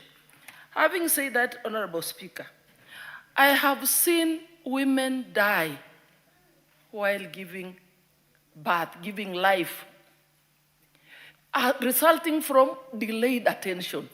And some of them give birth to children that some children may survive, but mental conditions. And therefore, that begs the question. Sometimes I wonder, what happened to the ethical and medical obligation by medical practitioners? Because healthcare providers are bound by ethical principles to give emergency attention to all patients, regardless of their financial status. So the mandatory requirement for deposit should never deter them or bar them from giving attention to any patient that goes to these hospitals. Because this delayed medical attention, Honorable Speaker, has far-reaching implications, has severe public health implications. For example, if it is an infectious disease, like COVID, that we experienced 2020, 2021. Immediate attention would have led to prevention. Can prevent this severe spread of infectious disease. It may even reduce the cost of treatment or effectiveness of the treatment, as opposed to if this treatment is delayed.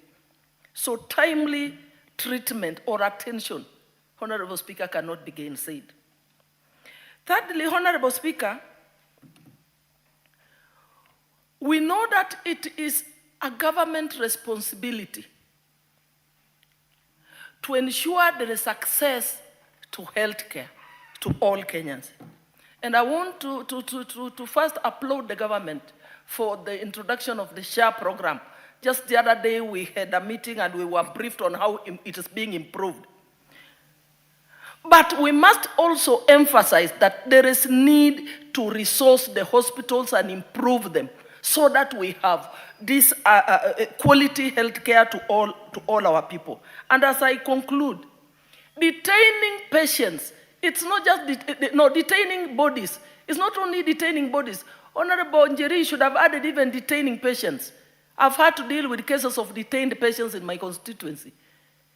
We need to find a way, because this is inhuman and it puts the families into a lot of trauma, and therefore alternative means of payment of these bills needs to be found. And I think that is what the bill has not addressed. We must also look at the other side of the coin. The hospitals, and you know the nature and the culture of Kenyans. People will just decide to take their relatives and their kin to hospital and refuse to pay bills, just because there is a bill that has removed the detaining and what have you. So, what is the bill saying about how this bill should be recovered? Allow her a minute. Honorable Speaker, probably the bill should also address and put responsibility, say probably to the Minister of Health, to SHA, to accommodate these bills once it is ascertained that this family is vulnerable, cannot completely afford, because no kin would want to leave their dead body in a hospital and refuse to pay if they have the money. I think that part of the story needs to be also, that conversation needs to be addressed in the bill. Thank you, Honorable Speaker.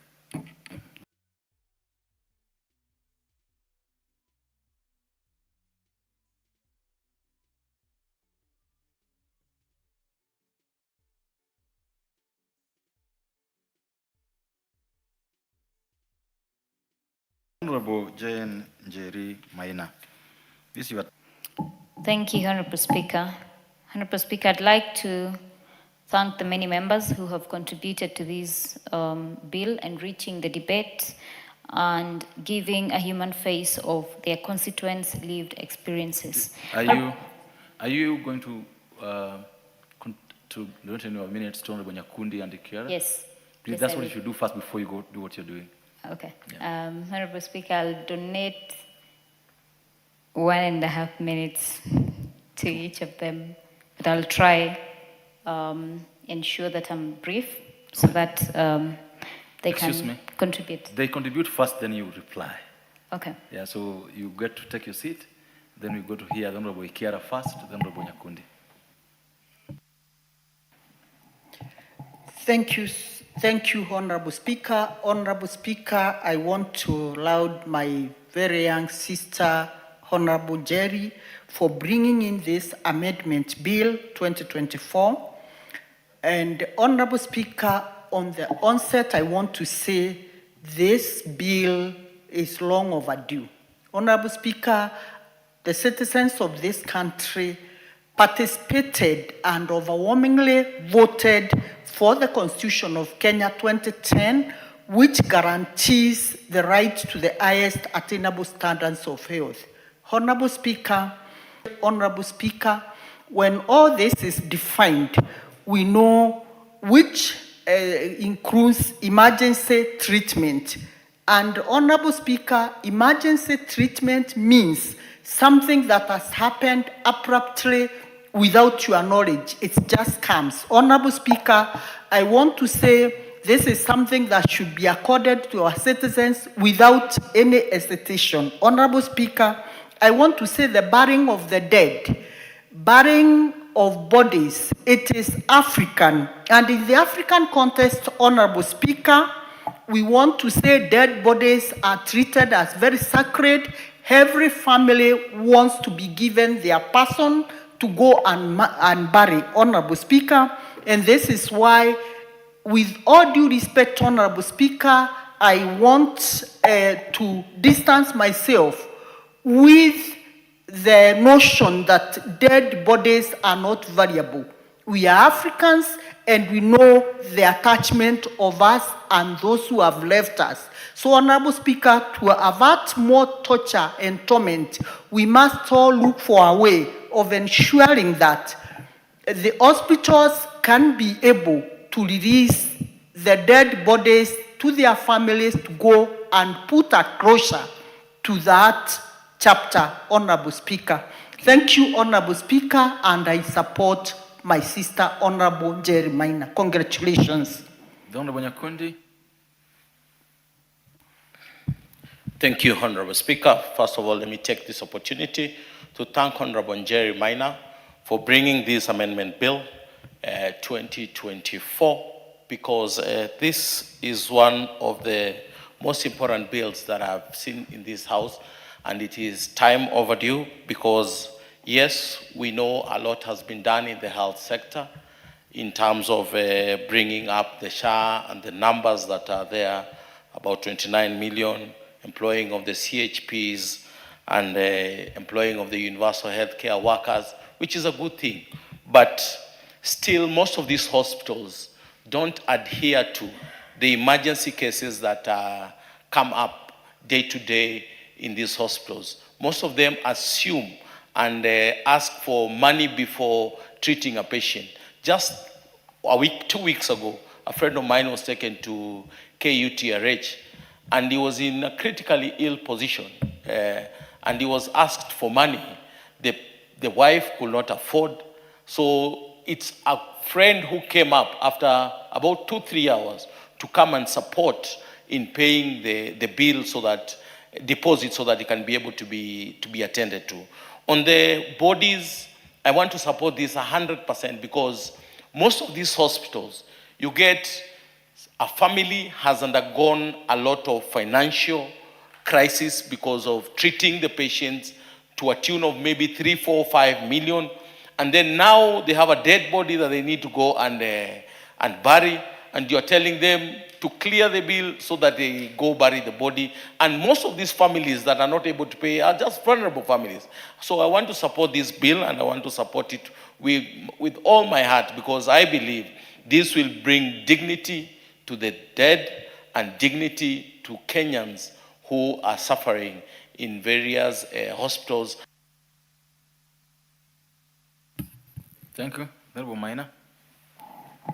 Thank you, Honorable Speaker. I rise to thank the many members who have contributed to this bill, enriching and giving a human face to their constituents' lived experiences. I have noted and do recognize that indeed medical services are not provided for free. It is therefore imperative that we also urge the Ministry of Health, once Parliament and the Senate has passed this bill and it has been assented into law, to develop a framework to ensure that they address and engage stakeholders in regard to implementation of the same. I also note and appreciate that we all agree as members that denying families to lay their kin to rest is unethical, it is inhumane, and a practice that is repugnant to the letter and spirit of the Constitution. Honorable Speaker, as you have said and guided this House, that perhaps dead bodies may not have monetary value, but they have emotional value that cannot be quantified in monetary terms. Honorable Speaker, I have also noted the concern about medics who are working under supervision and perhaps on contracts. And that is why this bill has a provision ensuring that the persons in charge of the medical facilities will be directly and vicariously liable should they perpetuate any acts that will be against this bill. Honorable Speaker, I've also noted the concern of a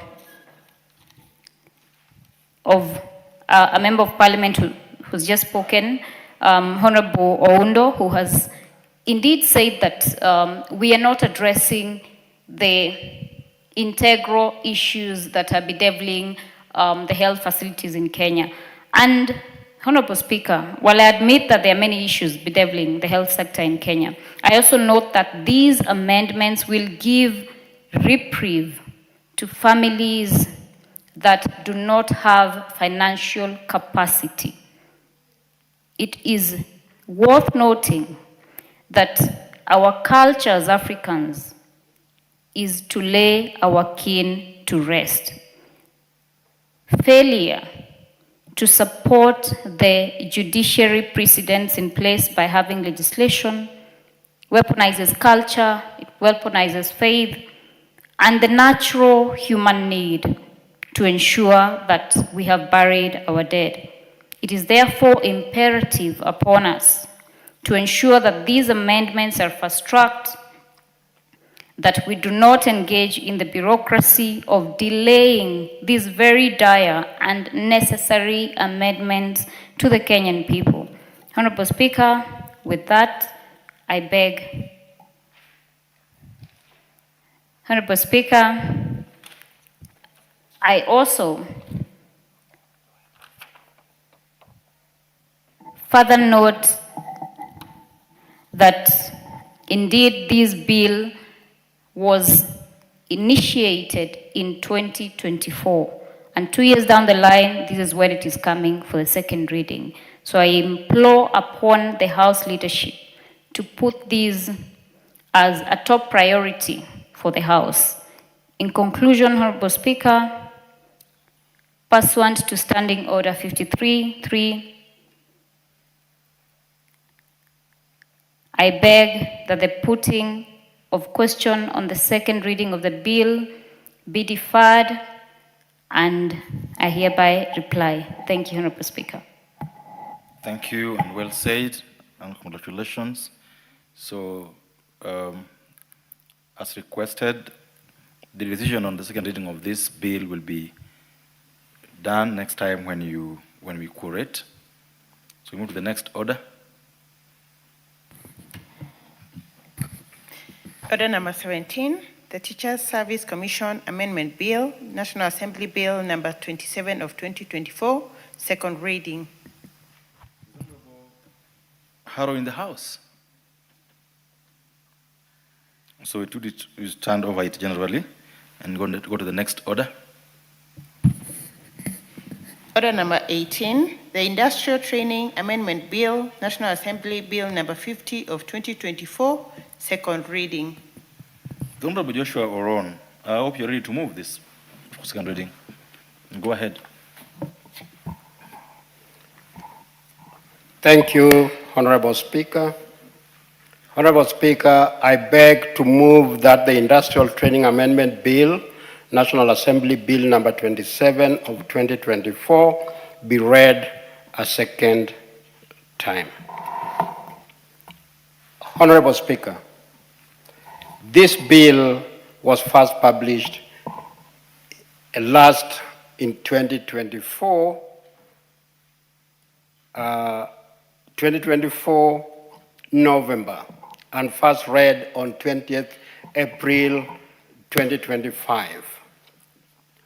Honorable Speaker, this bill has taken quite a long time, and from the onset, I want to say that I'm very grateful for the people who have made it to reach here. This bill was advertised for public participation on the 9th May 2025, seeking public views. And this bill attracted quite a few stakeholders that I'm very grateful for, and their comments have made it to create the amendment that we have here today.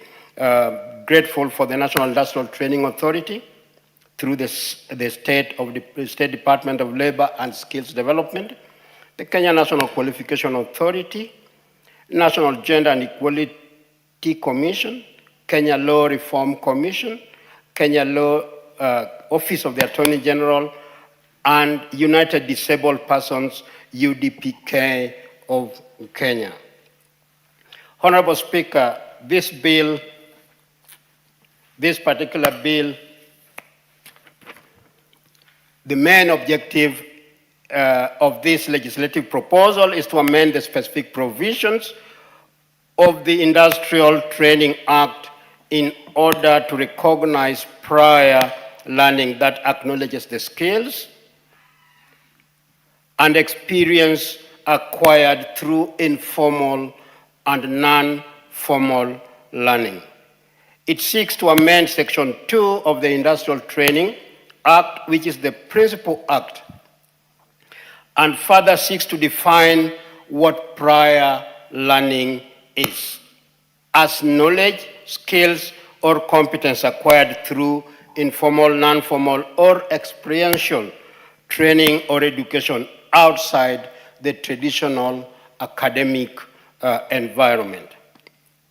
The legislative proposal seeks to amend Section 3A, Honorable Speaker, of the Principal Act by including an establishment of a system and structure that assesses and satisfies a person who has acquired skills through informal and non-formal experiential learning. Honorable Speaker, in each and every constituency in every part of Kenya, we have various people who have acquired skills and various skills from different sectors. And you can mention it. You go to Kisumu, Kisumu Central has got one of the largest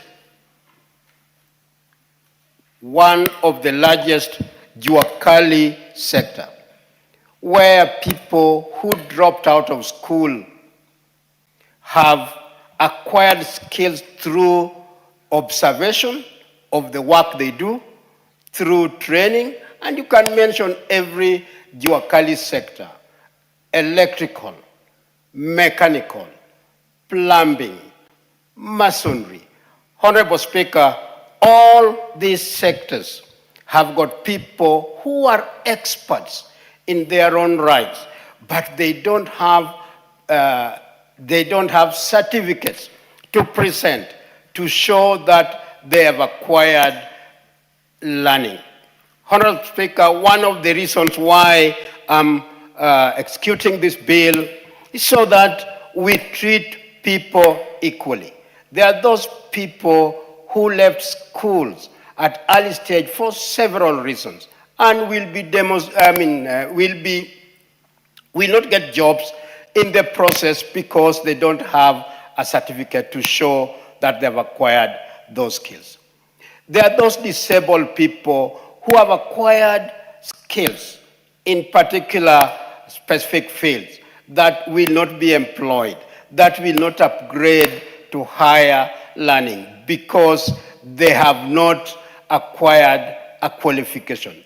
This bill therefore seeks to increase equality, especially to those members of the society that dropped out of school, so that their chances of employment can increase.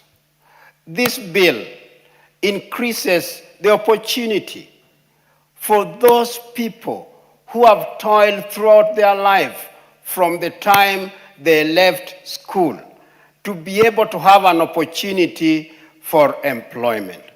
This bill has been supported by many Kenyans because it speaks to the bottom-up approach of the Kenya Kwanza government, because we have people down there who have acquired skills in various sectors. And I mentioned a few sectors. Even if you go into food and beverage, there are those men and women who are so skilled in cooking.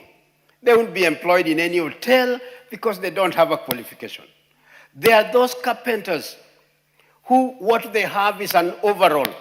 That's all they have to show for what they have done. They don't have a qualification.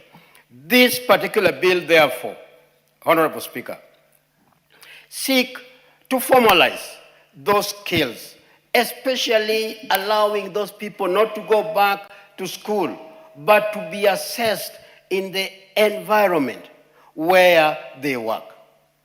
And that's why this bill is seeking to amend certain provisions in the actual act so that there is a formalization process for those people who have got those skills, who have acquired those skills, to be able to be given specific grade certificates to enable them to go into formal employment, to enable them to upgrade their training and qualification, to enable them to be equal to other people who have been to school. And we know across the country, most of our jobs in our homes and in our businesses are done by such people.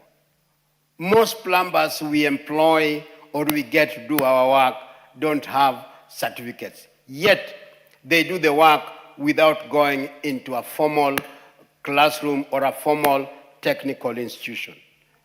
The masons that we employ temporarily are those people who have been trained on the job, and they know all the measurements of building, of the bricks, or of the block.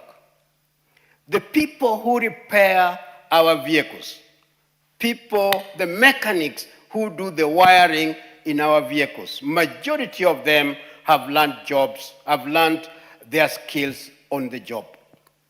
The most important thing, Honorable Speaker, on this bill is that this bill recognizes that skill.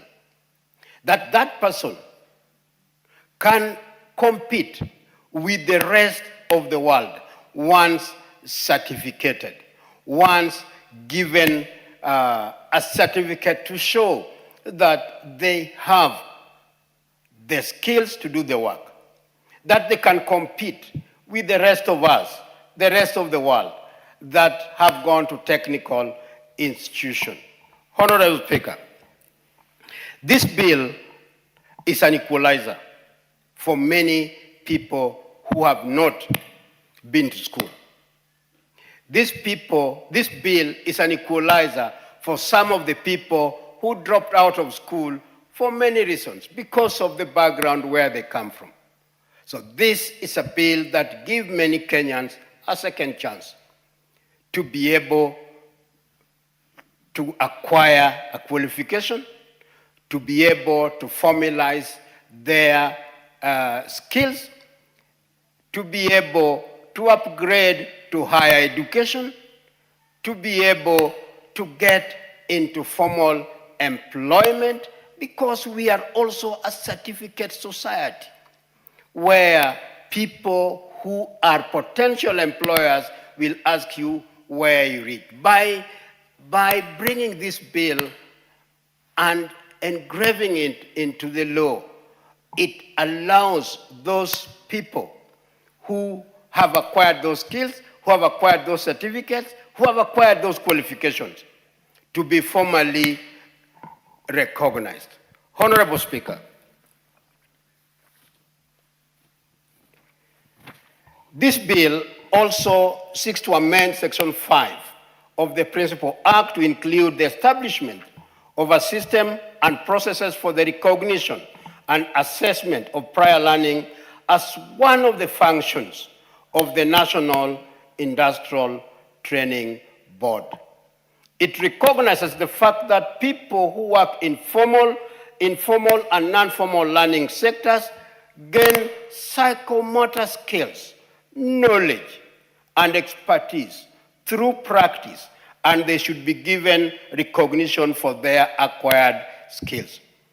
This bill provides an avenue, Honorable Speaker, through which a person who acquires knowledge and skills through learning methods outside the academic environment can apply for the recognition. And the beauty about this bill, Honorable Speaker, is that it allows the person who is applying to continue working within the environment where they work, assessed with the tools that they use for daily work, and also certificated in the environment where they are very comfortable in working. So, for example, Honorable Speaker, a mechanic working in a juakali, this bill makes a provision for that person to be assessed on the engine that he or she repairs for a daily living. It allows the person, a mason who is building, to be assessed doing the work that he or she is paid to do on the job, thus cutting off the time that they will spend in the classroom, cutting off the time that they will spend traveling, yet they may not even have the resources to enable them to pay the fee for that training, pay the fee for that certification, pay the transport to go to that institution where they will be formally assessed. And I want to stress that this bill removes the inequality in education.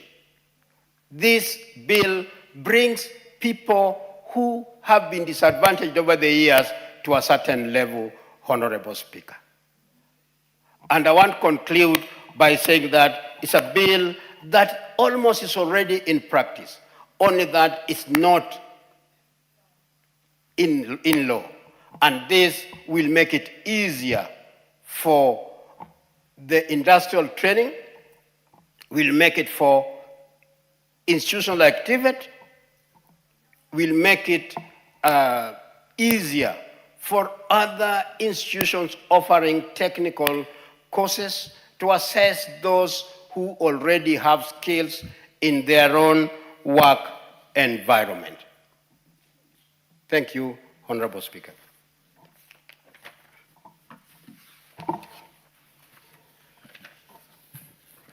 Honorable Speaker, I beg to move and request Honorable Moses Omondi, MP Ugunja, to second. Moses Omondi, Ugunja. Thank you, Honorable Member. Sorry, Honorable Speaker. Honorable Speaker, I beg to second. Thank you.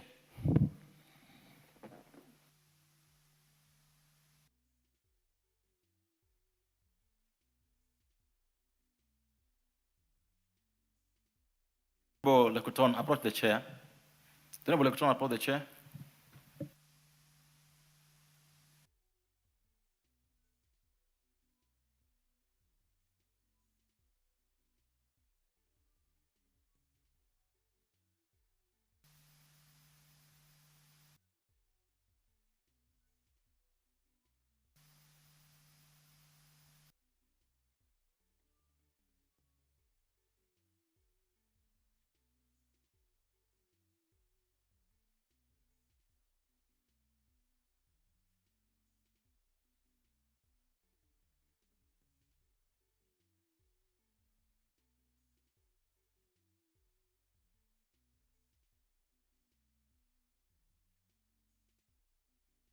Honorable members, Honorable Ron having moved the bill on the Industrial Training Amendment Bill, National Assembly Bill number 50 of 2024, and the Honorable Moses Omondi having seconded the same, I now wish to propose the question that the Industrial Training Amendment Bill, National Assembly Bill number 50 of 2024, be now read a second time.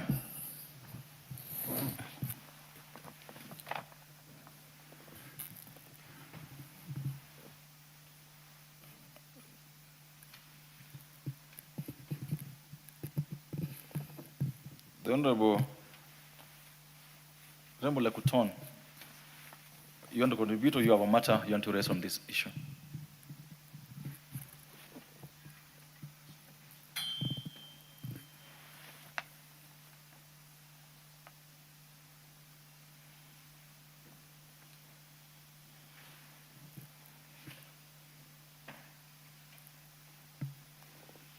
Give the mic to Honorable Lekuton.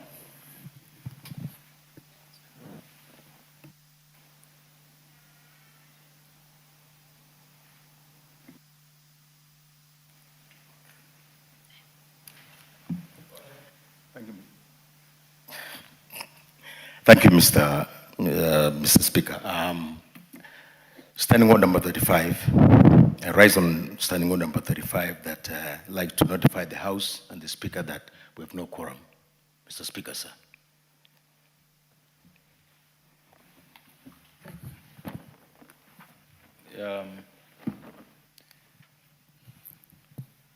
Having ascertained that lack quorum, I